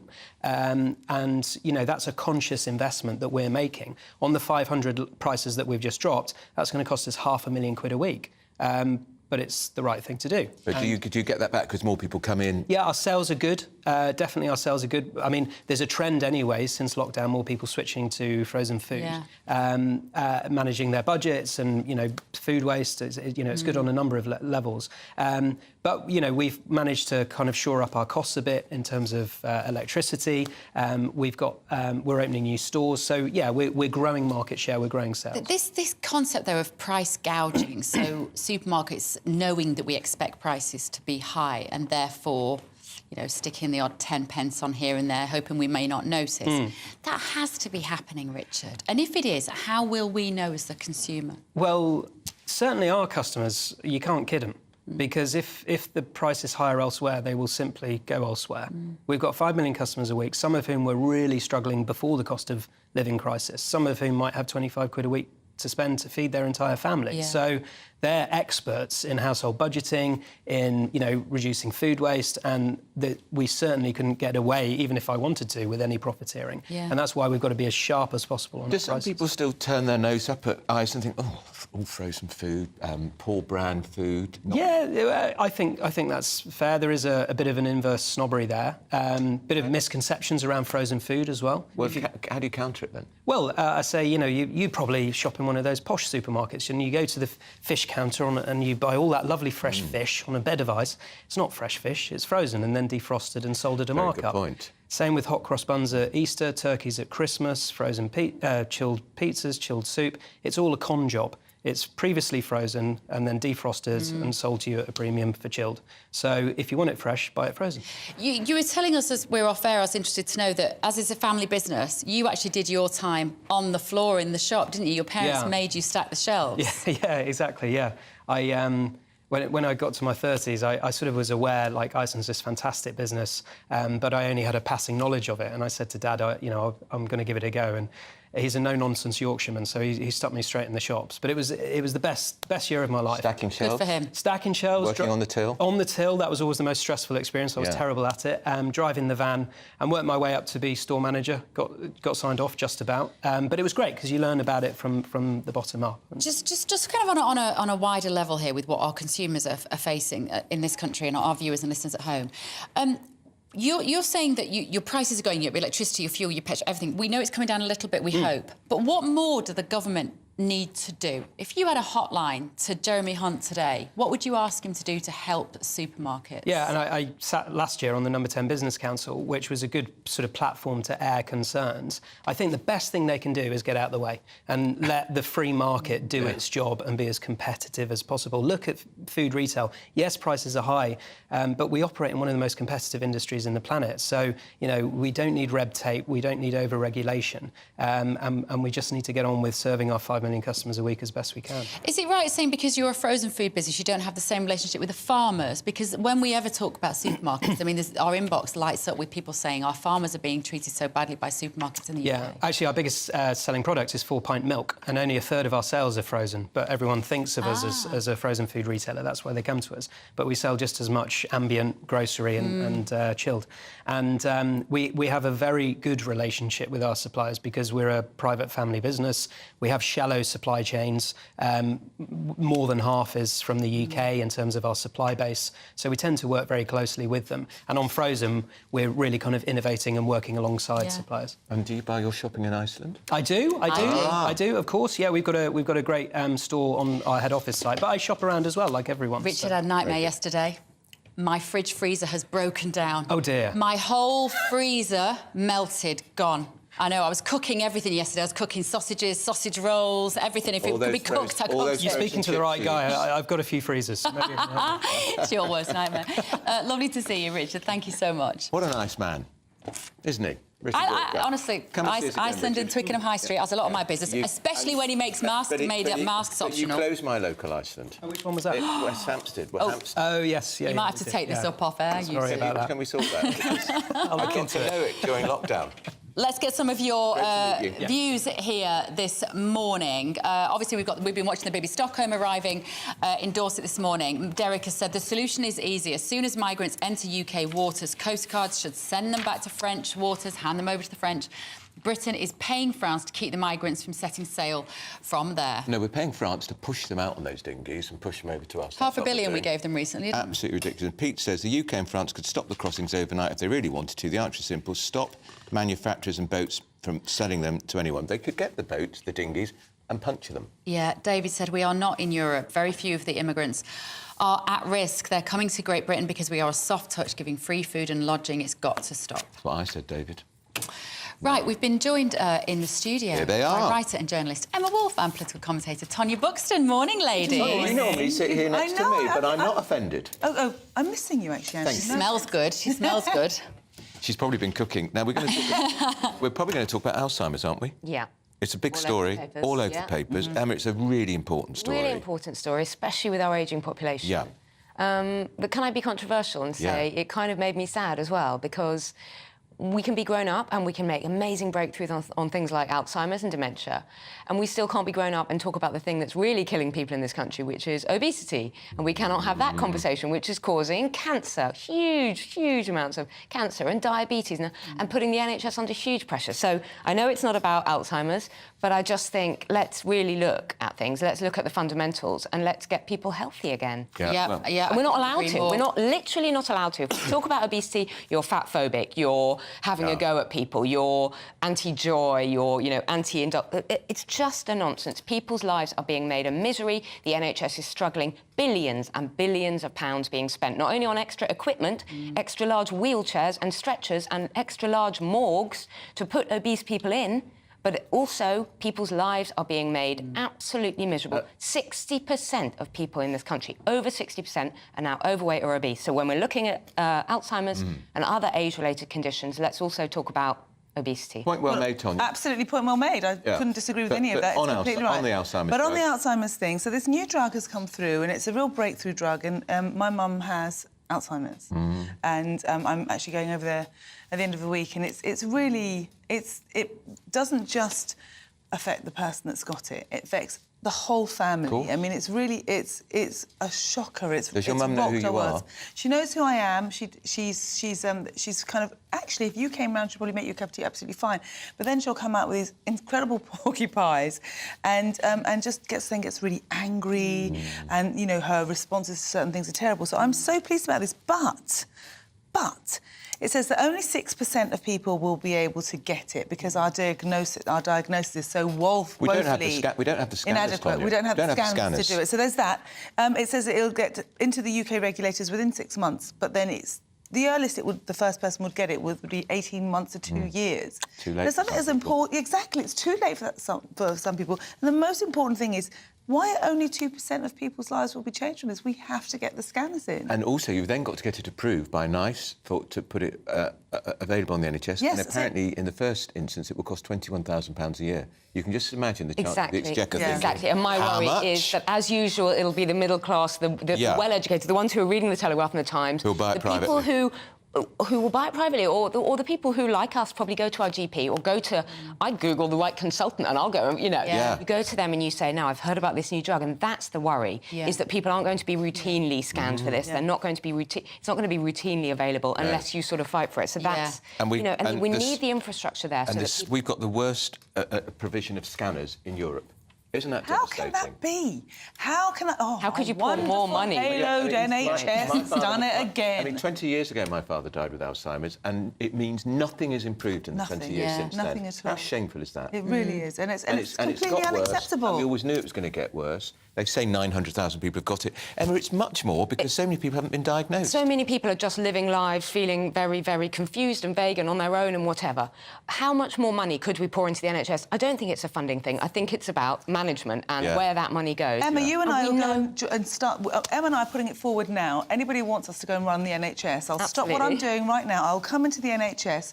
You'll be dealing with the obesity crisis, which is huge, and obesity causes all these other diseases. I'll take on the scanners for the Alzheimer's. Let's do it. But also, we know so many of these machines, not just for Alzheimer's, but many, are sitting in operating theatres or are sitting in places that can't be used or they can't be brought over or they don't have the staff to operate them. There's so much wastage and bad management. You'd also get very rich people who invest in academies, would buy one, would sponsor one. What's wrong with that? Let's be imaginative. Let's do that. Let's be imaginative about it. Absolutely. Should we talk about the weather, ladies? Doesn't sound terribly interesting, but that's really all it is, isn't it, Tonya? It's the weather, but we're being convinced and brainwashed that Europe is currently in the midst of... It is in the midst of a heat wave, but whether that is man-made or not... I'm Greek. I'm Greek Cypriot, so I've been going back home every single year. Every single year we have a heat wave. Sometimes it goes over 40, comes to 50, sometimes it's not so bad. It's weather. And actually, our weather has been less kind of changeable in the latter part of this century than it was in the early parts. I mean, in 1931 in central China, there were floods that killed 3 million people. In the 1930s in America, there were dust bowls that caused horrific things when it came to weather, and that was earlier in the century. It's the weather, and it's hot. Stop the fear-mongering. We know what they're playing at. We know what they're playing at. They're using it as a fear tool. They want to get to net zero, and it's got nothing to do with it. And the newspapers are buying into it, and frightening and people. this is a great excuse. And we isn't have it, Emma, newspapers in the internet now, which we didn't have in the 1930s. You wouldn't have known that there were these floods in China or whatever, or the Dust Bowl. These appalling people with Just Stop Oil would use these headlines as another excuse to cause wanton disruption. I do feel sorry, though, for families and people who are finally getting away, trying to get away at these airports, trying to get away and realising that they're going to go out there. Imagine you have young kids and you're sitting in a hotel room because you literally can't go on the beach in 45, 50-degree heat. But you make it work, though. You do something else. I know, but have you ever tried to walk around a museum with a 2, 5, 6-year-old? I mean, you know, it's not as easy. If you're an adult, you can just go away and do other things. I do think it's difficult if you've planned a sort of beach holiday where you're going to sit by the pool with the kids. I do think that's tough. You know what, though, Emma? I was listening to a phone-in on an inferior media outlet the other day. Why were you? I like to see what the competition are up to. No competition. Believe me, it wasn't any competition. But there was caller after caller saying, I'm now not going on holiday because it's going to be too hot. So they were just not getting on the aeroplane. That is changing human behaviour based on fear. But there we go. Just Stop Oil's job is done. Their job is done. But then maybe they'll stay here and spend some money here. I think what's worrying is this thing about the cumulative effect. Day after day, the body needs a period below 27 degrees to recover, and the body is just not getting that. People in these heat waves of over 100 degrees. You know what's going to happen to them? They're going to boil in their own sweat. But let's not start talking about that. Just Stop Oil. Right, we've got to move on. In the next few moments, we're going to be speaking about that Alzheimer's drug to an expert who will tell us what the chances are of it fighting the disease, and we're going to Dorset to get the latest on the Migrant Barge. This is GB News, Britain's news channel. The temperature's rising. Boxed Solar, proud sponsors of weather on GB News.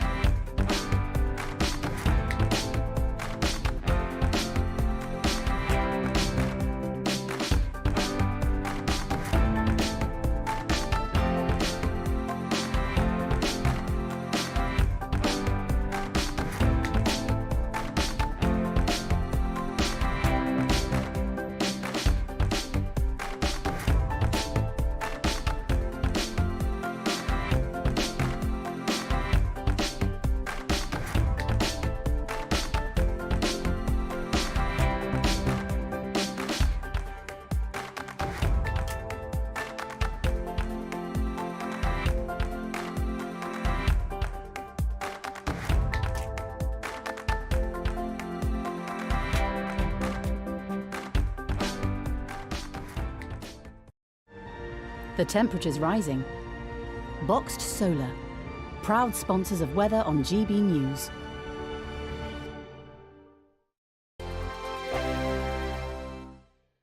The Live Desk with me, Mark Longhurst. And me, Pip Thompson. It's here Monday to Friday on GB News. From midday, we'll bring you the news as it breaks, whenever it's happening and wherever it's happening, from across the UK and around the world. Refreshing, feisty, but with a bit of fun too. If it matters to you, we'll have it covered on TV, radio and online. Join the Live Desk on GB News, the People's Channel, Britain's news channel. Weeknights on GB News from 6 p.m. You'll always get drama. Please stop, Michelle. Please stop. Should I just shut up? Romance. You like me, I like you. There you go. There you are. Well, don't tell anybody. Adventure. Etc. That's the whole point. And action. Sergeant, we're being greeted by superstar panel that are already at it. They're fighting. It's going to be quite a show. Only on GB News, the People's Channel, Britain's news channel. So Jubes & Co, we tackle the issues of the day with real, robust debate, both sides of the fence, battling it out with me in the middle with my forthright opinions and views.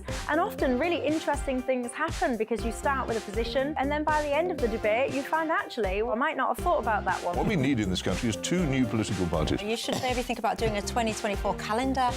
I'm Michelle Dewberry and I'm keeping you company right through until 7 o'clock this evening. GB News, the People's Channel, Britain's watching. Monday to Thursday, 9 p.m. till 11 p.m. Join me, Dan Wootton. I'll bring you the sharpest takes and hottest debates. Do you not believe in prisons? I don't believe in prisons. I'm completely stunned. I guarantee you there'll be no spin, no bias, no censorship. I actually was personally quite offended by it. And no reason to go to bed. So I guess they've always been quite woke. That's Dan Wootton tonight on TV, radio and online. Monday to Thursday from 9 p.m. till 11 p.m. on GB News. The People's Channel, Britain's news channel. In a world of dull and predictable radio and TV shows. Oh, hi. On Mark Dolan tonight, we've got big guests. We drill into the big stories of the day. The show adds up to a brilliant listening and viewing experience. Mark Dolan Tonight is the most entertaining current affairs show ever, and that's a fact. That's Mark Dolan Tonight, Friday, Saturday and Sunday from 9. Only on GB News, Britain's news channel. Like all families, we have arguments every now and then, but actually we agree on what the mission of GB News is, and that's the most fundamentally important thing. GB News provides the kind of platform that lets all voices be heard. We don't hold back. We're free to say what we really think. Just because some people who live in a tiny little Westminster bubble think that their particular story is important, that's not the most important story for me. And often they will be difficult stories, stories that you won't find on the establishment media. Because what people think in the north of England may be very different to what they're thinking in the home counties. We're going to carry on telling the world what life is really like for households up and down the UK. We love to be in your car, in your kitchen as you're having your breakfast. Whatever you're doing, you are part of the show. If it matters to you, it matters to us. Britain's watching. Britain's watching. Britain's watching. We're proud to be GB News, the People's Channel, Britain's news channel.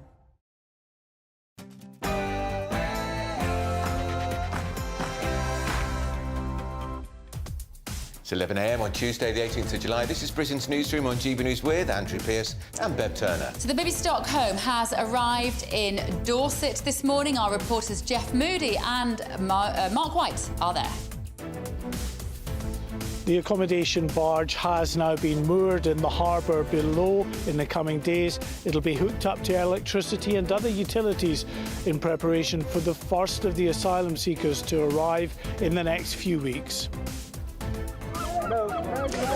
And I'm outside the gates of Portland Port, where 2 protests have been taking place since before first light. Neither side in the protests want the barge here, but apart from that, they couldn't be further apart. And Labour leader Sir Keir Starmer is under fire from his own party after failing to pledge to scrap the 2-child benefit cap. He used to believe in it. A new drug being hailed as a turning point in the fight against Alzheimer's is emerging. A global trial has found that it slowed cognitive decline by a third. And Grant Shapps, who's the Secretary of State for Energy, Security and Net Zero, why have we got a Secretary of State for Net Zero? Is talking about nuclear programme today. They're calling it the Great British Nuclear and claim it will create new green jobs across the UK. Does it sound familiar? All to come on Great Britain's Newsroom.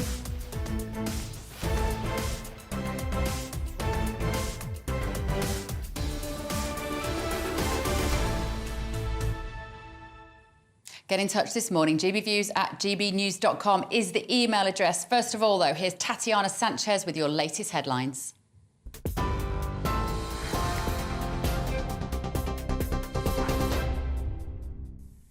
Bev, thank you very much. This is the latest from the GB Newsroom. A migrant accommodation barge set to house 500 people arrived at Portland in Dorset this morning. The Bibby Stockholm made the journey from Falmouth in Cornwall yesterday. The barge will be used to house single male asylum seekers. It had been due in Portland a month ago despite resistance from the local council, but work on the barge had been delayed. It's part of the government's plan to reduce the cost of housing those seeking asylum. Member of Reform UK, Ben Habib, says the barge is a risky move. And you get 500 people of whom we know nothing. You know, these people arrive without papers. We don't know whether they're sympathetic to the United Kingdom, whether they're antipathetic to our values, what their intentions are, whether they're criminals or genuine refugees. Being put into these small communities, there will be criminal elements, and that is bound to cause ruptions between, as I mentioned, you know, these rural communities and people coming in. The barge's arrival comes after the government fought off last-minute attempts to make changes to its small boats bill, with the legislation now set to become law.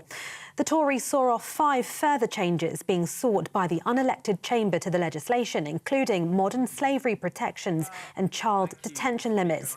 The draft bill as a whole would prevent people from claiming asylum in the UK if they arrive through unauthorised means. BBC bosses are being questioned in Parliament today over the broadcaster's leadership following the Hugh Edwards scandal. The House of Lords Communications and Digital Committee will ask why the corporation didn't take allegations against its most highly paid news presenter more seriously sooner. Following allegations by The Sun that a high-profile presenter now named as Edwards paid a young person for explicit images, Director General Tim Davie ordered a review to assess how some complaints are red-flagged up the organisation. The family of the young person had originally complained to the BBC in May, and the corporation said it tried to contact them twice. New figures show food price inflation has slowed for the 4th month in a row, but remains incredibly high. According to Kantar, grocery prices rose by 14.9% in the 4 weeks to the 9th of July, compared with a year ago, down from 16.5% in June. It says people are spending more on supermarket promotions to save money. The government has launched a competition aimed at accelerating the development of nuclear power in the country. Companies will be able to sign up for the Great British Nuclear Programme, where money funded by the government and the private sector will help develop smaller nuclear power plants. The idea is to design the plants which are small enough to be manufactured in factories, then transported to where they'll be used. The government has also announced a grant of up to £157 million, potentially leading to faster and more cost-effective construction of power plants.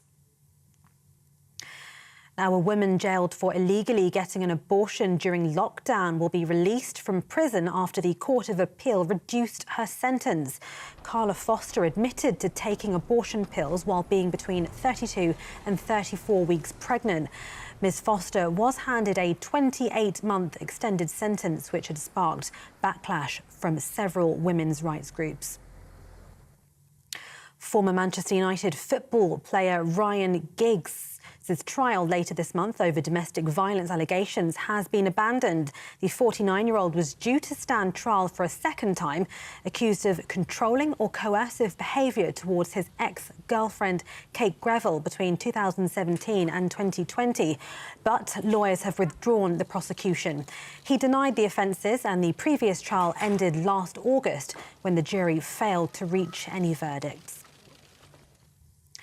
Temperatures of 40 degrees could be seen more frequently in the UK in future if greenhouse emissions aren't cut, according to the Met Office. Last July was the first time 40-degree temperatures had been recorded in the UK, but it could end up happening every 3 years in future if CO2 emissions continue at the same level. The warmth has been described as the silent killer, as a global health study found that nearly 3,500 people died from last year's summer heat.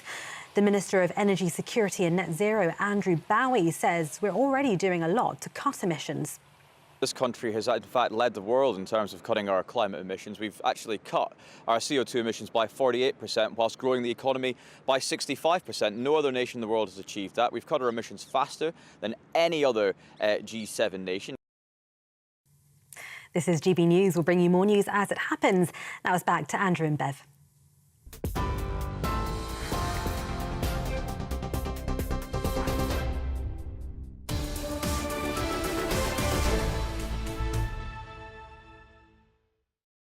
So the BBC Stockholm boat has arrived in Dorset this morning. It's going to house about 500 adult male asylum seekers. It's part of the government's plan, long awaited, to cut costs associated with housing migrants, 51,000 of them in hotels across the country, costing the taxpayer £6 million every single day. So let's go and join Mark White, our GB News' Home Security Editor and GB News South West England reporter. Jeff Moody. Mark, let's come to you first. What's the latest down there in Dorset? Well, the BB Stockholm arrived here in Dorset, Portland Harbour, at about 7 this morning. It berthed around 8. In the last few minutes, it's begun to move again. I'm going to do the old sideways shuffle just to allow you to get a shot down there. Now, I don't think this is an indication that the protesters at the front gates have won. It's probably just repositioning to somewhere else, but it had been berthed on the quay there for a few hours, so I'm not quite sure where it's moving to. There was some suggestion actually that there's a berthing position closer to the land side that it may be moved into. We know that there is still a process to go before the first of the asylum seekers move on board this vessel in terms of all of the utilities, the electricity, sewage systems and alike all need to be sort of plugged in and for it to be sort of all working in ship shape for the first of those asylum seekers to arrive, we think, within a few weeks or so. And then potentially up to 500 asylum seekers will be here.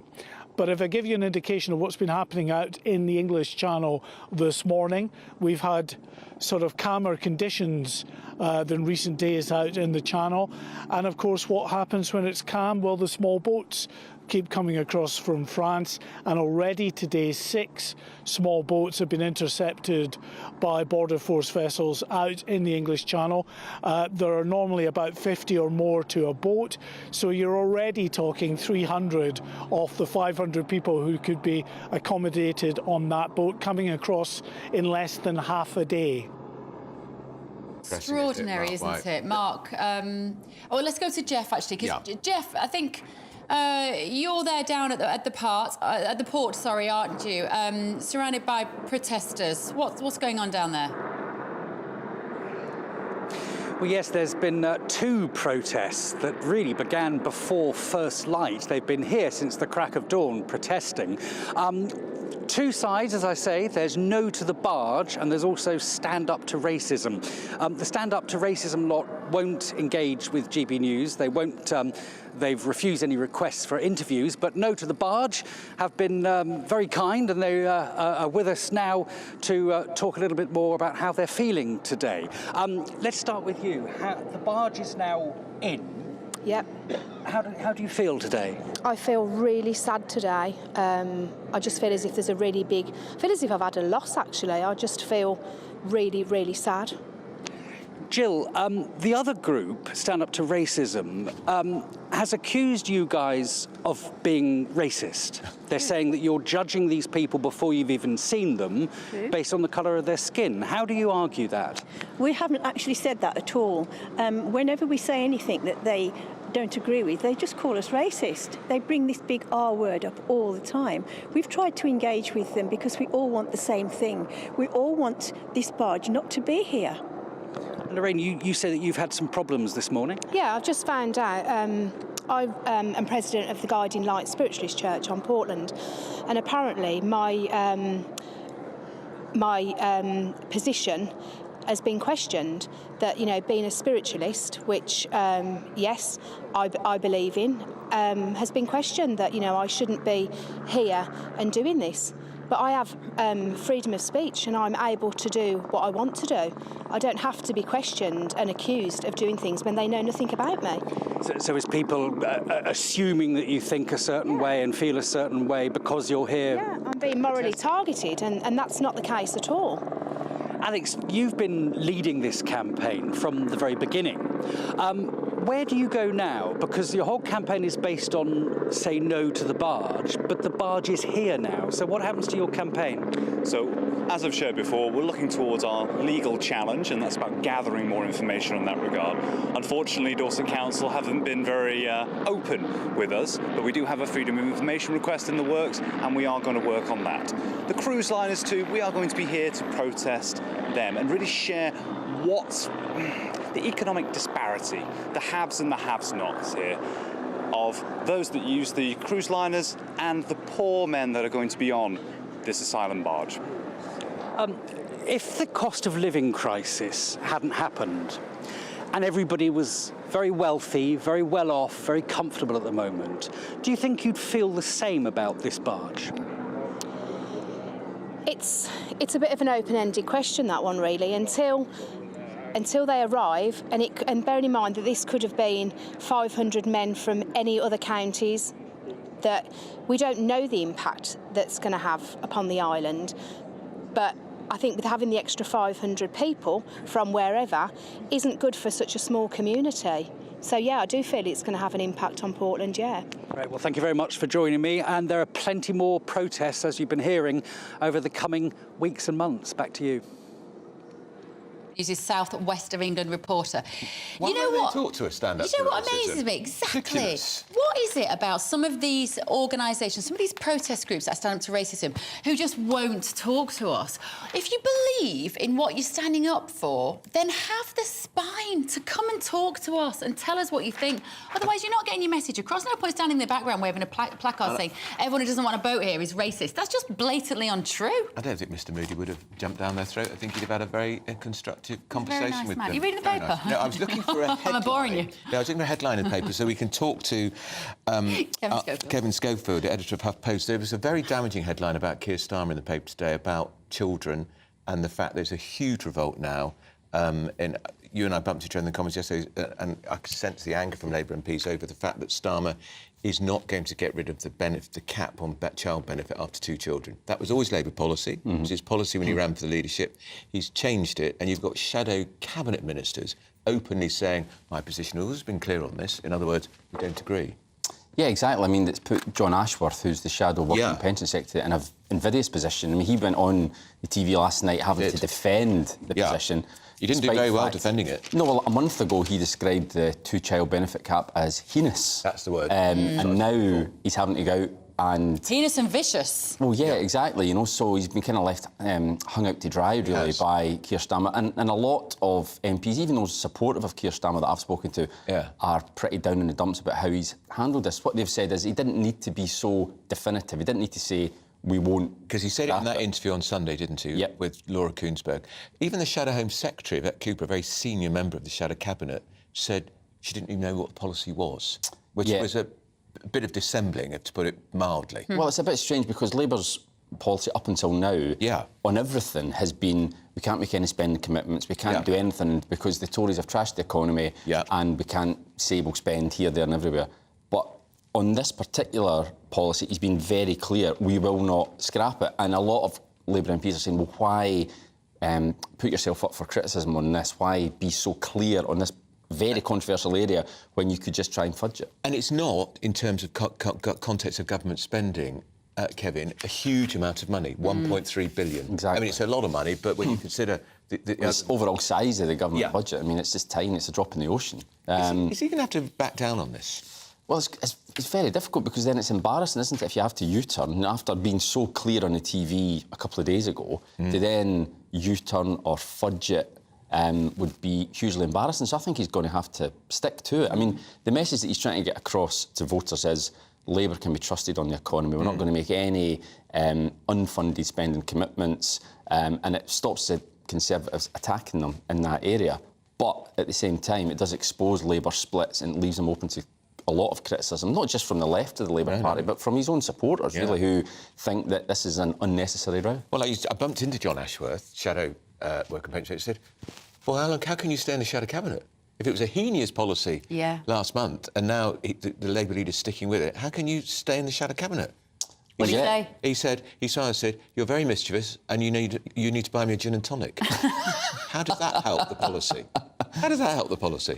Well, yeah, I mean, as I say, it's embarrassing for him, and he went on the TV last night having to go out and defend it, given up 4 weeks ago he was criticising. No, exactly. So, I mean, I was texting him as well yesterday, and he was sticking to the line. He was saying we have to be fiscally in control of the economy, so we can't be making any profligate promises, which, you know, you've got to admire their commitment to sticking to the line. But at the same time, it does make you look a little bit ridiculous. What do you think with this? We got these images of this Bibby Stockholm boat arriving today, and as we've heard, there's probably, and we could probably fill it in the number that have arrived even on a calm day like today already.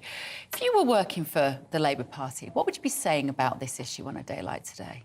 Well, again, it's another difficult one for Labour because they know that, particularly Red Wall voters, you know, they support the government when it comes to stopping the boats. I think maybe instinctively Labour are a little bit more liberal when it comes to immigration, without a doubt. But they have to try and almost appear as tough as the Conservatives, but without aping their policies. What Labour are saying is they would try and attack the problem at source. They would crack down on the criminal gangs. They'd work more closely with France. But it's woolly. It's woolly, and I think people can suspect that. Although, that being said, when you look at the polling, Labour are now ahead of the Tories on migration as well. It's because people think they've failed on it. Well, absolutely, and that's the problem, because Rishi Sunak set the bar so high, he said he would stop the boats in January. Now, they've not said when they'll stop the boats by, but, you know, it's as plain as the nose in your face. Not if they've not stopped the boats. We've had to get our own boats to accommodate them. I mean, you couldn't write it, could you? And you went to Dover a month ago and basically said it's all working, the number of boats is 20% down. The weather. It was the weather. Now it's up to where it was this time last year. And there's a suggestion again in some of the papers this morning, Kevin, that Labour, though, might not get rid of these boats. They might stick around. Well, again, I mean, it's a bit like the two-child benefit stuff. You know, they don't want to be sticking their neck out because they fear that it opens them up to attack from the Conservatives and they might turn off voters. Do they not believe in anything? They believe in winning the next election. That's what it's all about, isn't it? Yeah, absolutely. They're 15 points in front. This is Mandelson, Blair control-freakery. And, of course, we see today that Keir Starmer's sharing a platform with Blair for the first time. Blair back in the fold. Is that sensible, Kevin? Because I still think Tony Blair is hugely unpopular out there with swathes of the population, not least because of the Iraq War. Well, you know, it's interesting. You know, he's the first Labour leader to basically hug Tony Blair close. If you think Ed Miliband disowned him. Obviously, Jeremy Corbyn didn't have any time for Tony Blair. So it's an interesting tactic. But again, it's all part of this sort of intention to try and reassure the public. We're not like the old tax and spend Labour, we're like nice, moderate Labour. It's a terrifying tactic because for those of us who are conscious of a kind of globalist push, and Keir Starmer was asked that question, wasn't he, about where would you rather be, Davos or Westminster? And he said, I'd rather be in Davos. Stupid answer. That worries people like me who are concerned about digital ID, central banking digital currencies, all the stuff that Tony Blair gets positively aroused talking about. Like, this is the stuff that really floats his boat, to carry on the maritime analogy today. And so when I see Keir Starmer hugging Tony Blair, I know exactly what he's about. And there are a lot of people who do not want that vision of the future. It is a risky strategy. It can be, and you're right. I mean, the Iraq War, people still remember that, and Blair was, you know, deeply unpopular over that, although they did win the 2005 election after the Iraq invasion.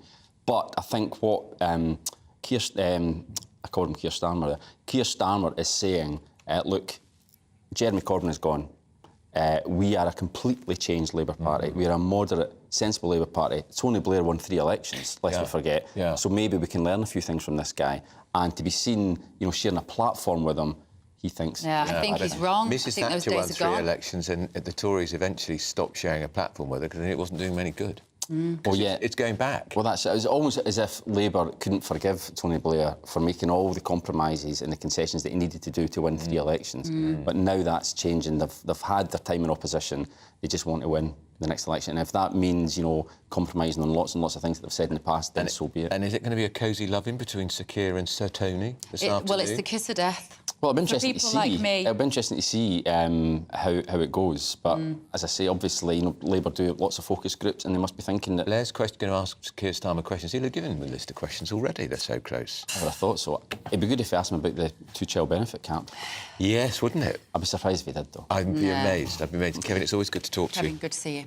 Right, now, moving on. Still to come, we're going to be talking to Alzheimer's Research UK, because we've mentioned this morning. It's a new drug that's being hailed as a breakthrough in the fight against the disease. This is Britain's Newsroom on GB News. What you get for breakfast is something that, if we do our jobs right, you will wake up to news that you didn't know the night before. It's a conversation. It's not just me and Eamon. We want to get to know you, and we want you to get to know us. From 6, it's Breakfast with Eamon and Isabel. Monday to Thursdays on GB News. Britain's news channel. Westminster is going around in ever-decreasing circles, followed by the media. Britain is broken. How on earth did we get into this mess? But more importantly, how do we get out of it? Join me at 7 p.m, Mondays to Thursdays on Farage, here on GB News. We will have open, rational debate. We've got to work out how Britain moves forward from this. Join us here on GB News, the People's Channel. Britain is watching. When the news happens, it happens here. And really important breaking news. Breaking news this morning. On TV, radio and online, the news starts here on Britain's Newsroom. All the biggest stories and the answers that you need from across the UK and beyond. Join Britain's Newsroom from 9:30 on GB News. The People's Channel, Britain's news channel. Join me, Patrick Christie's, Monday to Friday, 3 till 6. We tackle the day's news agenda like you've never seen before. It's high tempo, high octane, the most controversial topics and the best guests. You will not be able to take your eyes and ears off it. I'm not afraid to ask the questions that you really want answered. 3 till 6 p.m, Monday to Friday on GB News, the People's Channel, Britain's news channel. People in Britain, they love free speech, but they also love fair play. I don't care if I'm speaking somebody from a trade union, from the Labour Party, somebody from the SNP. And I think the viewers like to see that actually we can challenge one another, but in a positive way. We think we ask the questions that people want to ask, and often we ask the questions that we wanted to ask in Parliament but never got the chance to ask. So join us every Saturday, 10 a.m. till noon on GB News, Britain's news channel. Hi, I'm Dan Wootton. You can watch me live on GB News Monday to Thursday from 9 p.m. And did you know that you can also watch and listen live on our website, gbnews.com. You'll always be up to date on the latest breaking news, as well as enjoying the best stories, opinions and shows. You can even join the debate under our live player as you're watching. So head straight to gbnews.com on TV, radio and online. GB News, Britain's news channel.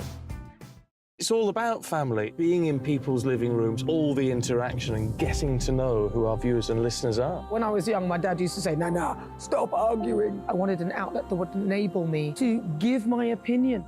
People are going through a really hard time right now, and I know that you don't feel like you're being listened to by the establishment. I came to GB News because it's the People's Channel, and I want the audience to have their say on the events of the day. We're dynamic. We do something different. Democracy shows that the wisdom of the nation is in its people. I get to travel to find out what the story is from a personal perspective. The British people aren't fools. We know when we're not being told the full story. We've got to work out how Britain moves forward from this. It's the best country in the world. The establishment had their chance. Now we're here to represent your views. Britain's watching. Britain's watching. Britain's watching. We're proud to be GB News, the People's Channel, Britain's news channel.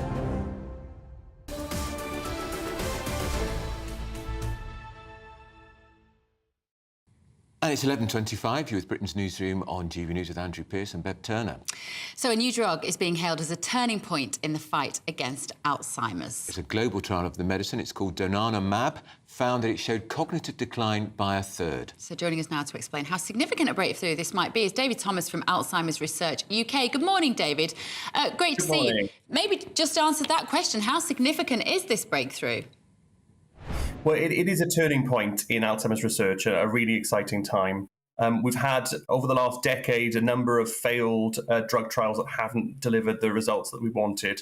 And now with the news that we had yesterday about this particular drug slowing the progress of Alzheimer's disease, we've seen results in the last year from another drug called lecanemab. So it's starting to look like we are moving into a new period where we have drugs that are able to actually treat the disease itself, which is very much needed given the scale of the impact that dementia has on people in Britain and beyond. David, I imagine many people watching this and listening to us have know someone or had families who've been impacted by Alzheimer's. Certainly, my own family was. But what my worry about this is when you dig into this, the infrastructure here isn't there. The number of scanners we've got in this country per head is one of the lowest in Europe. How have we fallen so far behind? I think it's a very important point that our health system isn't ready for these new medicines, and they do pose challenges for health systems here and globally. It requires us to fundamentally change the way that we provide diagnosis for people living with Alzheimer's disease. At the moment, the routine way of doing it is just based on symptoms. Now we know that we have these sorts of treatments. We need to be diagnosing people based on the latest diagnostics, and that does mean we need to invest in the infrastructure here. Also, we need to find new ways of diagnosing people that are cheaper and more scalable. So there's a lot of activity at the moment around blood tests, and that they could be the future for diagnosis. So Alzheimer's Research UK and others are investing in this at the moment, and that's something which we really want to see the NHS getting ahead of and leading the way with access to those sort of cutting-edge diagnostics to help roll out these new treatments. David, what? Just help me understand a bit. What is the mechanism of action, if you like, for Alzheimer's and the neurological wear and tear on the brain? And what does this drug do to arrest that, presumably? So Alzheimer's disease is associated with the development of a protein in the brain. It's a sticky plaque called amyloid. And it's been thought for many years by scientists that if you were to remove that protein, you would see some benefit to the individual. That's been tested in a number of clinical trials. It didn't work, but these last two trials have now shown that by removing that plaque, which is what they've done, that you are having some benefit. I should say that the benefits are modest. We're looking at delaying it by a few months, but it really provides a foundation to build on. It's deepened our knowledge of how you could deploy these drugs. That's why we are so excited at the moment about the potential that this offers for a new age of treatment. I don't want to be gloomy because this is good news. We want to cheer good news when we get it, David, but there is also an issue, of course, about the cost. It will be very, very expensive. I read, I think in the FT, it would be about around 20,000 a year per patient. So they haven't set the price for this particular drug, but yeah, we are expecting it to be, given the sort of drug it is and the research that's gone into it, we are expecting it to be expensive. And obviously it covers potentially quite a big population. It is just for people in the early stages of Alzheimer's disease, but even that, it is a wide set of people. So we really need the companies that are manufacturing these drugs and the NHS to be working together to agree a price that we can pay, and to be also understanding how do we in the real world look at what the benefits of this drug? How do we make sure the right people are getting it? How do we answer any uncertainties there might be about the use of these drugs over the longer period of time? That will also help manage those issues around cost. David, is there anything that we can all do, regardless of our age, to try to avoid developing Alzheimer's in the first place?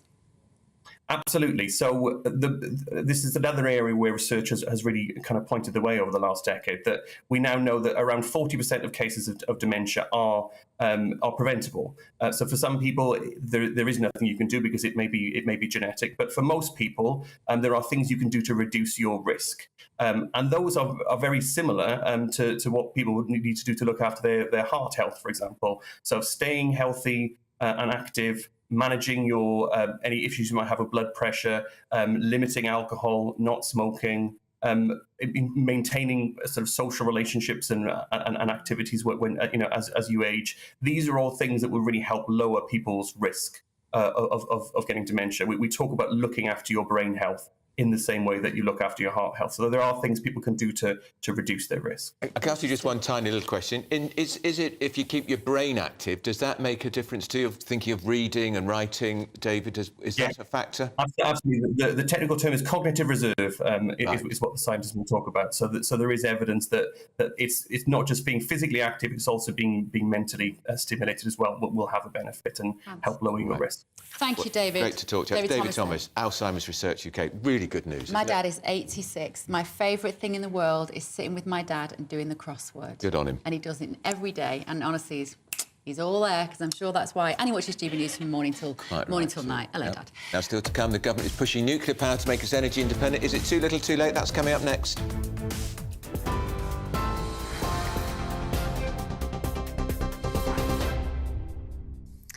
Thank you very much. This is the latest from the GB Newsroom. We start with some breaking news this morning. A US national has crossed the military demarcation line separating South and North Korea into the north. That's according to the UN.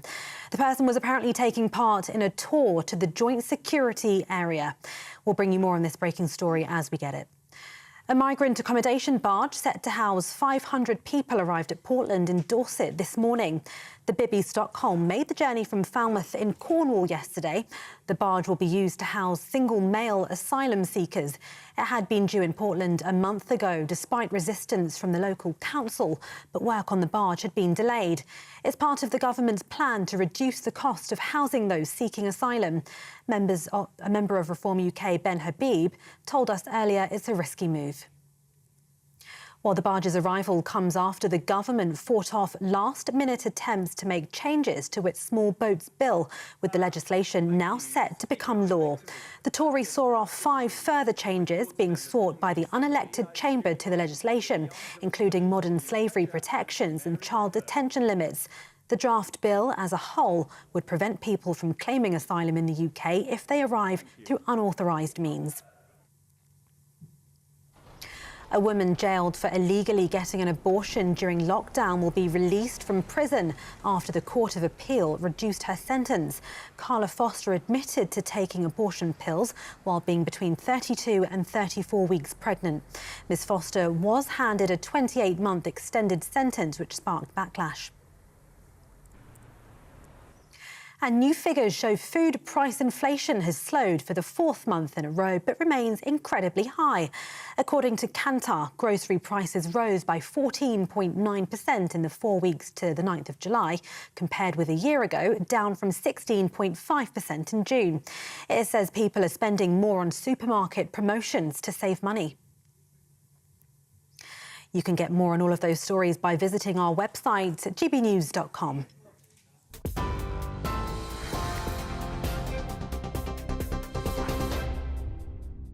Direct Bullion sponsors the Finance Report on GB News for gold and silver investment.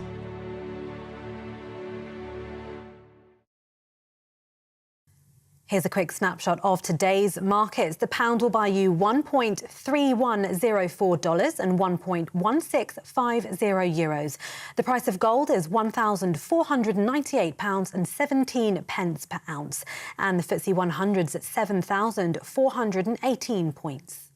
Direct Bullion sponsors the Finance Report on GB News for physical investment. That warm feeling inside. From Boxed Boilers. Proud sponsors of weather on GB News. Hello, a very good morning to you. I'm Aidan McGivern from the Met Office with the GB News forecast.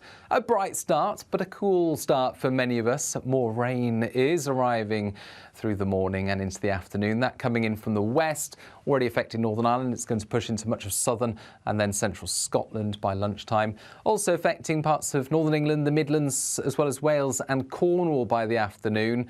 But away from the cloudy and damp zone across central areas, actually there is some sunshine to be had towards the southeast, 23 Celsius here, and the far north of Scotland, 14 to 16 Celsius here with a cool breeze and 1 or 2 showers. But it's going to feel very unsummer-like, I think, where we've got that persistent rain through these central parts of the UK. It turns more showery overnight. We keep a lot of the cloud, and so a milder night to come for many, but also a fairly damp start to the day across some parts of southeast Scotland into northern England as that rain pulls away. 12 to 13 for many, but I think towards the southeast, 15, 16 Celsius first thing tomorrow. We've got actually some decent spells of sunshine across Wales and southern England first thing. Northern Ireland, northern Scotland also seeing sunny spells interspersed by showers. And the central cloudier zone, well, here we've got the rain turning to showers into the afternoon. So by this stage, it's a classic sunny spells and showers sort of day. Temperatures are about a degree or so lower than today. That warm feeling inside. From Boxed Boilers. Proud sponsors of weather on GB News.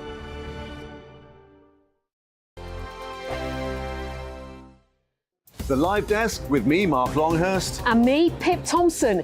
It's here Monday to Friday on GB News. From midday, we'll bring you the news as it breaks, whenever it's happening and wherever it's happening.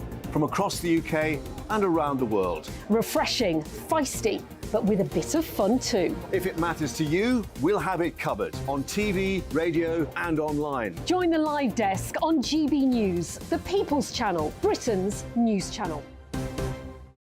Weeknights on GB News from 6 p.m. You'll always get drama. Please stop, Michelle. I know, yeah. Please stop. Should I just shut up? Romance. You like me, I like you. There you go. There you are. Well, don't tell anybody.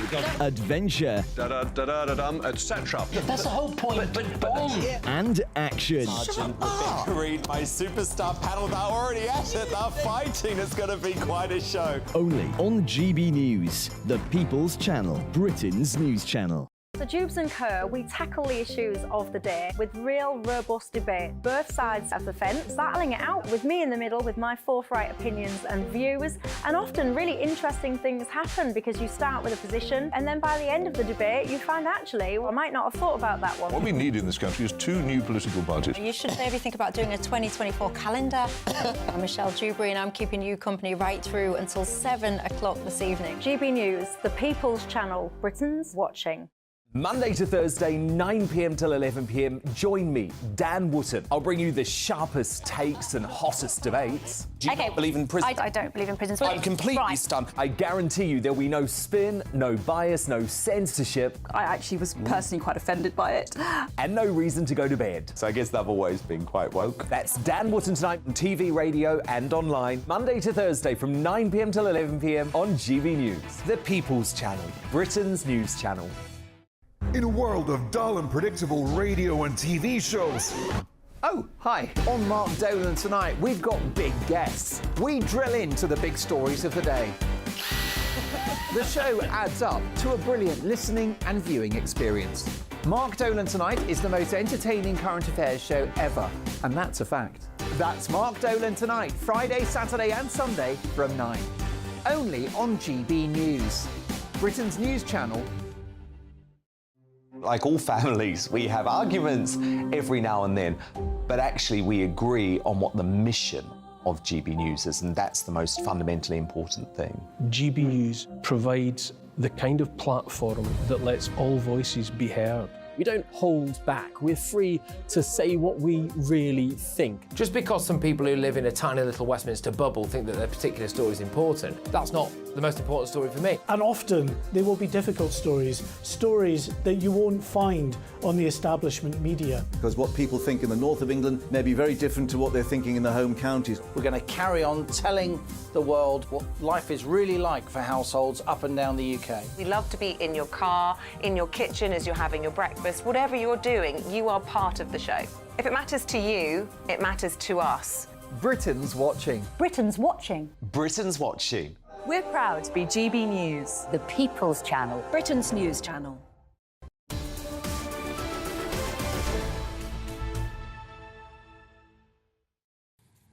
Good morning. It's still morning, isn't it? Yes, it's only 11:40. You're with Britain's Newsroom on GB News with Andrew Pearce and Bev Turner. And great excitement, because Grant Shapps, the Energy Secretary, is making a speech, a keynote speech. Great excitement, but not so much excitement we're going to bring it to you live. He's talking about launching a new government body called Great British Nuclear. And just so we don't have to sit through it, Liam Halligan is there on behalf of GB News, and he'll be on the telly this afternoon. He's taking one for the team. Telling you what he said. Now, this is all part of the government's aim of providing a quarter of our power from nuclear energy by 2050. Alison Downs is the Executive Director of the campaign group Stop Sizewell C. Morning to you, Alison. Well, you haven't done very well with that because it's going ahead, and the High Court said last month the government hadn't acted unlawfully. Critically, they don't have the money yet. This is the really key thing we've always said about Sizewell C. So Sizewell C is 2 proposed nuclear reactors here on the Suffolk coast. The last estimated cost was £20 billion. I've had civil servants roll their eyes at me and say, oh, 30 plus, £30 billion for 3.2 gigawatts of electricity that would not even be generating until the late 2030s. So Sizewell C may have government support, it may have planning consent, but it cannot go ahead until it gets the money. And this is what happened the last time there was an attempted nuclear renaissance. Sizewell B was built here. There was the project that was proposed down at Hinkley at that time had to be scrapped because there was no money to put into it. So £30 billion buys you a huge amount of other sources of energy. It would buy you an enormous amount of energy efficiency, which would also create many, many tens of thousands of jobs. But you could, Alison, you could invest it in wind turbines, and then we have no wind, and the flipping things don't work. Well, last month, when Andrew Bowie was tweeting that, we had calm conditions in the West, it was blowing an absolute holy here on the East Coast in the North Sea. And that's why we have interconnectors. And there are more interconnectors proposed also for this area, which is potentially could carry up to a third of the UK's 2040 electricity supply if all the projects went ahead. So that allows energy to be exchanged, when it's windy and sunny in different parts of Europe. So, there are alternative solutions. There are plenty of models that do not include nuclear energy. It is slow, it is risky, and it is very expensive. And I think that British households don't want to pay for the construction tax as well. So you're coming at it sounds like, from a point of view that you don't think this is going to be value for money for the taxpayer, nuclear energy. But is it also, you said risky. What is risky about nuclear energy? Well, the risk with Sizewell C is that, like other projects of its kind, it will take far longer to build and cost far more than is predicted. Now, the other thing about Great British Nuclear is it's not really British, because Sizewell C would be wholly dependent on the French energy company EDF to build it, regardless of who paid for it. And the French have more experience than anybody at building nuclear reactors, and they have had a hideous experience with this particular type of reactor at Flamanville, which is 14 years late. And they have also decided they're not going to build any more of this type of reactor, precisely because of those problems. So, why don't we take a leaf out of their book, actually, and ditch this completely anarchic reactor, which has got such a dreadful track record of delivering late and costing a great deal more, and then not working, as indeed the reactors in China have been switched off for a considerable amount of time. But to be clear, you're not saying there's an issue with safety of nuclear power? Well, I think many people do take issue, and myself, I do have these concerns about the fact that you generate toxic waste that has to be stored for millennia, and there is no long-term solution for the storage of that waste as things stand. The government wants to build a geological disposal facility, but it doesn't yet know where, and it doesn't yet know how much it will cost. And in the meantime, spent fuel from Sizewell B and for Sizewell C, if it went ahead, would have to be stored on the fragile Suffolk coastline for well over a century, when we have, increasing evidence of the impacts of climate change on our coast. OK, fascinating. Thank you. Alison Downs there, Stop Sizewell C Executive Director. Tonya and Emma Wolf are back in the studio with us. Emma, let me come to you. I admire that sort of passion to stand up for what you believe in, but it doesn't matter what it is, and I admire her coming on GB News to defend it. Were you a little confused as to what her actual objection is to it, though? I was, actually. I'm glad that you pressed her on. Is it risky? Is that what you're saying? Yeah. Risk in terms She's of really safety? talking about the money. She was impressive. She's a really good speaker, but I wasn't actually clear whether she's saying... And then there was the French, the EDF are actually going to be in charge of building it. Because they're experts to build it. Because they're the experts. 70% of their power is nuclear, so they are the experts. This country's in a mess. Yeah. So this is what... Did you kind of understand where they're coming from, where the objection is? Because I always think, OK, the objections for nuclear power is just going to be that there is the danger. We have a Chernobyl, right? We've been raised up the last 30 years saying that nuclear power has potential to be dangerous. I don't think that's necessarily the case anymore. I don't think that's the case anymore, but she did make a point about where does the waste go. And I think that when you're building things like that, along with it needs to be wherever the waste is going, because that's really important. So that was the only thing I took that was out of that, really. We're just going to... Alison's still here. She wants to reply to us. Alison, I'm glad you've stayed with us, because we don't like talking about you behind your back once you've gone. You want to take up something with Emma? No, Emma, what has she done to offend you? Well, I'm sorry that Emma's confused about where we're coming from. I mean, the thing about Sizewell C is that there are actually so many things wrong with it, and in just the space of a few minutes, trying to cover what all of those things are, of course, is quite challenging. I said you were a very impressive spokesperson. I did address the cost. I did address the risk of construction taking much longer and costing much more than might otherwise be expected. But is it about the cost and the delay? Is that your principal objection to this? Look, I live very close to where this nuclear reactor would take place. That's what I was looking for. Yeah, It's got it. obvious that this community would be incredibly impacted. Yeah. But I absolutely reject accusations of NIMBYism, because it is the people who are going to be most affected by a project who take the trouble to find out the most about it. Yeah. And the reality is that Size Will See is slow, it's risky, it's expensive, it won't offer value for money, it won't deliver electricity for well over a decade, and it's not the solution to our climate emergency. But it will also destroy the vista of where you live. Where I live has it's an area of outstanding natural beauty. It's right adjacent to RSPB Minsmere Reserve. But those are secondary issues right at this moment to the fact that Size Will See is genuinely not the answer to our climate emergency. OK, Alison, but would you be happy with it being on the north coast of Scotland? No, I wouldn't wish a project like this on anybody, because it's got such an appalling track record. Everywhere they tried to build it, it's taken years and years longer than it should have done. It's cost a great deal more. And then you've still got a reactor that, like the ones in China, is not functioning properly. I mean, one of these types of reactors in China was offline for 12 months. So... the taxpayer would have to pay a tax on their energy bills during construction, and then we get a reactor that wouldn't work properly. Alison Downs, thanks for coming back. Emma, I did say that she was very impressive. I'd love her as a spokesperson for any campaign that I was running. And secondly, we are on a small island. I want us to pursue and properly invest in renewables, wind and wave. That's what I think. I'd like to see her up against Grant Shapps this afternoon. That's what I want. I want to see a debate, actually, between the two of them. Tonya, let's talk about the BBC licence fee, if we may. The BBC faces an official review of this unsustainable licence fee model. What is the future? And let's remind people, it's the future is no more for the BBC. I'm really hoping so. £59 per household. Is that right? And what they're saying is that 172. Going up, it is. But they said that 500,000 people have stopped paying it. But it would be a lot more, because people are normally law-abiding and fearful of breaking the law. Yeah. The law says that if you watch telly, you have to watch the BBC, and they make it so complicated you've got to understand. Because if you actually had a vote on it, most people would not be watching the BBC now. I do not want any of my money going to this. How many of your kids watch TV? They don't. On a conventional TV? No, they don't. They just don't. No. And if they were going to watch something, alas, it's probably something trashy like Love Island or, one of these things, and they wouldn't be watching the BBC. No. So we should not have to be forced to pay for something that we don't believe in. It shouldn't be part of our taxes. We're being taxed enough. And the main thing is that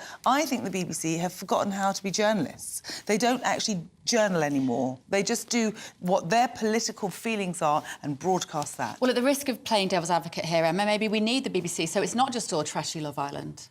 My favourite line from this article in The Times is, there's a growing unwillingness to pay. I think that is putting it mildly. I know a lot of people who are not paying their licence fee. Just to correct you all, the licence fee is for any live television, any streaming, anything online. It's not about watching the BBC. You need a licence if you are watching live. Loads of young people are not paying their licence fee. They don't want to watch the BBC. I think, as well, with the grubby scandals that are happening, the ludicrous salaries of some of their top presenters. That's 1.3 million for a football commentator. £3 or £4 million for pretty lukewarm talent, in my view. Yeah. You think they will go and run across to other competitors? Fine, let them go. Bev, Sarah and I could do a much better Utterly football unsustainable. This This a licence tenth fee... of the price. We wouldn't know what we're talking about, but it'd be entertaining. We'd be saying what nice legs they've all got. I'm always really confused as to why they get these type of fees, but when there should be a real turnaround of new talent coming through all the time. Which actually takes us on to our next story that we want to cover, and this is about people who do make that transition from linear terrestrial, old-fashioned legacy media into the alternative space, particularly YouTube. We're talking about Russell Brand. Now, you might be familiar with Russell Brand. Of course, he was an actor, he was a TV presenter, he was always known as very anarchic and an addict. He's had a massive change of identity, Tonya, and you were with him this weekend. I was. So he is now... he did a lot of things for recovering addicts, which I think was really fantastic, because he says that if you can use your mind to recover from these horrible addictions, then you can do so much more with your mind. Now, I was kind of dragged there a little bit. And I'm so glad I went, because I went for the political speakers. Yes, you're going to get yoga, you're going to get jiu-jitsu, you get sound bath and didgeridooing, and I love a bit of that. But what drew me there were the speakers, and there's one in particular, a young man called Callie Means, who used to work for Coca-Cola, and he is now turned whistleblower. And some of the things that he says, his main job at Coca-Cola was to make sure the sugar taxes didn't go through, and to make sure that soda was still part of the vouchers that are given to people, 15% of people in America America so they can spend their money on pop. And he said that they were spending funding on television programmes not to convince the consumer, but to influence the news. Now, this is really mind-blowing for me. You know, that sense of what's going on in traditional He's media. lifting the lid, isn't he? How would he be influencing the news? How would they do that? Well, they buy things, you know, they buy advertisement, Right. but they don't necessarily care. I mean, when you have a big pharma company, for example, that's you know, buying advertising, but not of a drug that you would have a choice of, then it's just about buying the news. It's buying the people at the news. I don't want to name any names, so I don't want to get into any trouble, but we've been through it in the past 3 years. There's certain drug companies, big pharma, that bought big amounts of that, sponsored the Oscars, did all these things, but they don't actually have something that you could choose to take. I'm not going to take A or B. And, you know, the other people like Helena Norberg-Hodge, who's all about localising things. Oh, my gosh, Dr. Vandana Shiva, who is a physicist and environmentalist, talking about how these big corporations are trying to buy the seeds off the farmers and helping farmers keep their own seeds. I find Russell Brand, Emma, a fascinating character because if you look at his arc, it sounds like your worst nightmare, this festival, doesn't it? I mean, it was vegan as well. He's grown on me, Andrew. But this is what's so interesting about him, because he was always considered to be incredibly left-wing, Emma. Yeah. He was absolutely left-wing. Now, he's accused of being very right-wing, because that is what has happened to politics in the last 3 years since the pandemic. And like you, Russell Brand and camping is my worst nightmare. And vegan food. No, I'm vegan. That's fine. That's fine. no. No alcohol, apparently. So there you go. No alcohol? Oh, well... Did you sneak any Some in? people may have taken big My case was rather heavy. It had a whole chicken and lots of wine. I'd have been in your tent. But it actually does sound quite mind-blowing, and I just want to hear this stuff that isn't just the establishment, just being lied to, and the big companies and all of that, which increase it. And I was saying to Tonya, I hate conspiracy theories. I hate all this, you know, they're telling us what to do. But actually, after being lockdown-ish, in this country for 2 years, I want to hear all these alternative views. I want to hear what's behind this, who's funding what. Is Russell Brand sort of turning into an anti-hero sort of thing? I still wouldn't go to a Russell Brand festival. He's a hero. I do think he is, because, you know, it's like he said, he was a real socialist, and now he's considered He endorsed Jeremy fascist. Corbyn, if you remember. I mean, insane. Really like insane. he was a Marxist. But now his own have turned on him. They're calling him a fascist, they call him racist, they call him all the names under the sun, just because he's pointing out that these big corporations are taking over the world. Now, you have to look at why is that happening, and it's because these big corporations pay for everything. And he's got... how many subscribers does he have on YouTube? About 10 million. About 10 million people. Right. Watching the BBC. We have about the same number of viewers that we've had this GBNews? morning. We want him. I'm sure he does. Now, we've come to the end of our show this morning. Thank you, Tonya Buxton. Thank you, Emma Wolfe. Coming up next is the live desk with Mark Longhurst and Pip Thompson. We'll be back with Britain's Newsroom tomorrow at 9:30. See you then. The temperature's rising. Boxed Solar, proud sponsors of weather on GB News. Hello, a very good morning to you. I'm Aidan McGivern from the Met Office with the GB News forecast. A bright start, but a cool start for many of us. More rain is arriving through the morning and into the afternoon. That coming in from the west, already affecting Northern Ireland. It's going to push into much of southern and then central Scotland by lunchtime. Also affecting parts of northern England, the Midlands, as well as Wales and Cornwall by the afternoon. But away from the cloudy and damp zone across central areas, actually there is some sunshine to be had towards the southeast, 23 Celsius here, and the far north of Scotland, 14 to 16 Celsius here with a cool breeze and 1 or 2 showers. But it's going to feel very unsummer-like, I think, where we've got that persistent rain through these central parts of the UK. It turns more showery overnight. We keep a lot of the cloud, and so a milder night to come for many, but also a fairly damp start to the day across some parts of southeast Scotland into northern England as that rain pulls away. 12 to 13 for many, but I think towards the southeast, 15, 16 Celsius first thing tomorrow. We've got actually some decent spells of sunshine across Wales and southern England first thing. Northern Ireland, northern Scotland also seeing sunny spells interspersed by showers. And the central cloudier zone, well, here we've got the rain turning to showers into the afternoon. So by this stage, it's a classic sunny spells and showers sort of day. Temperatures at about a degree or so lower than today. The temperature's rising. Boxed Solar, proud sponsors of weather on GB News.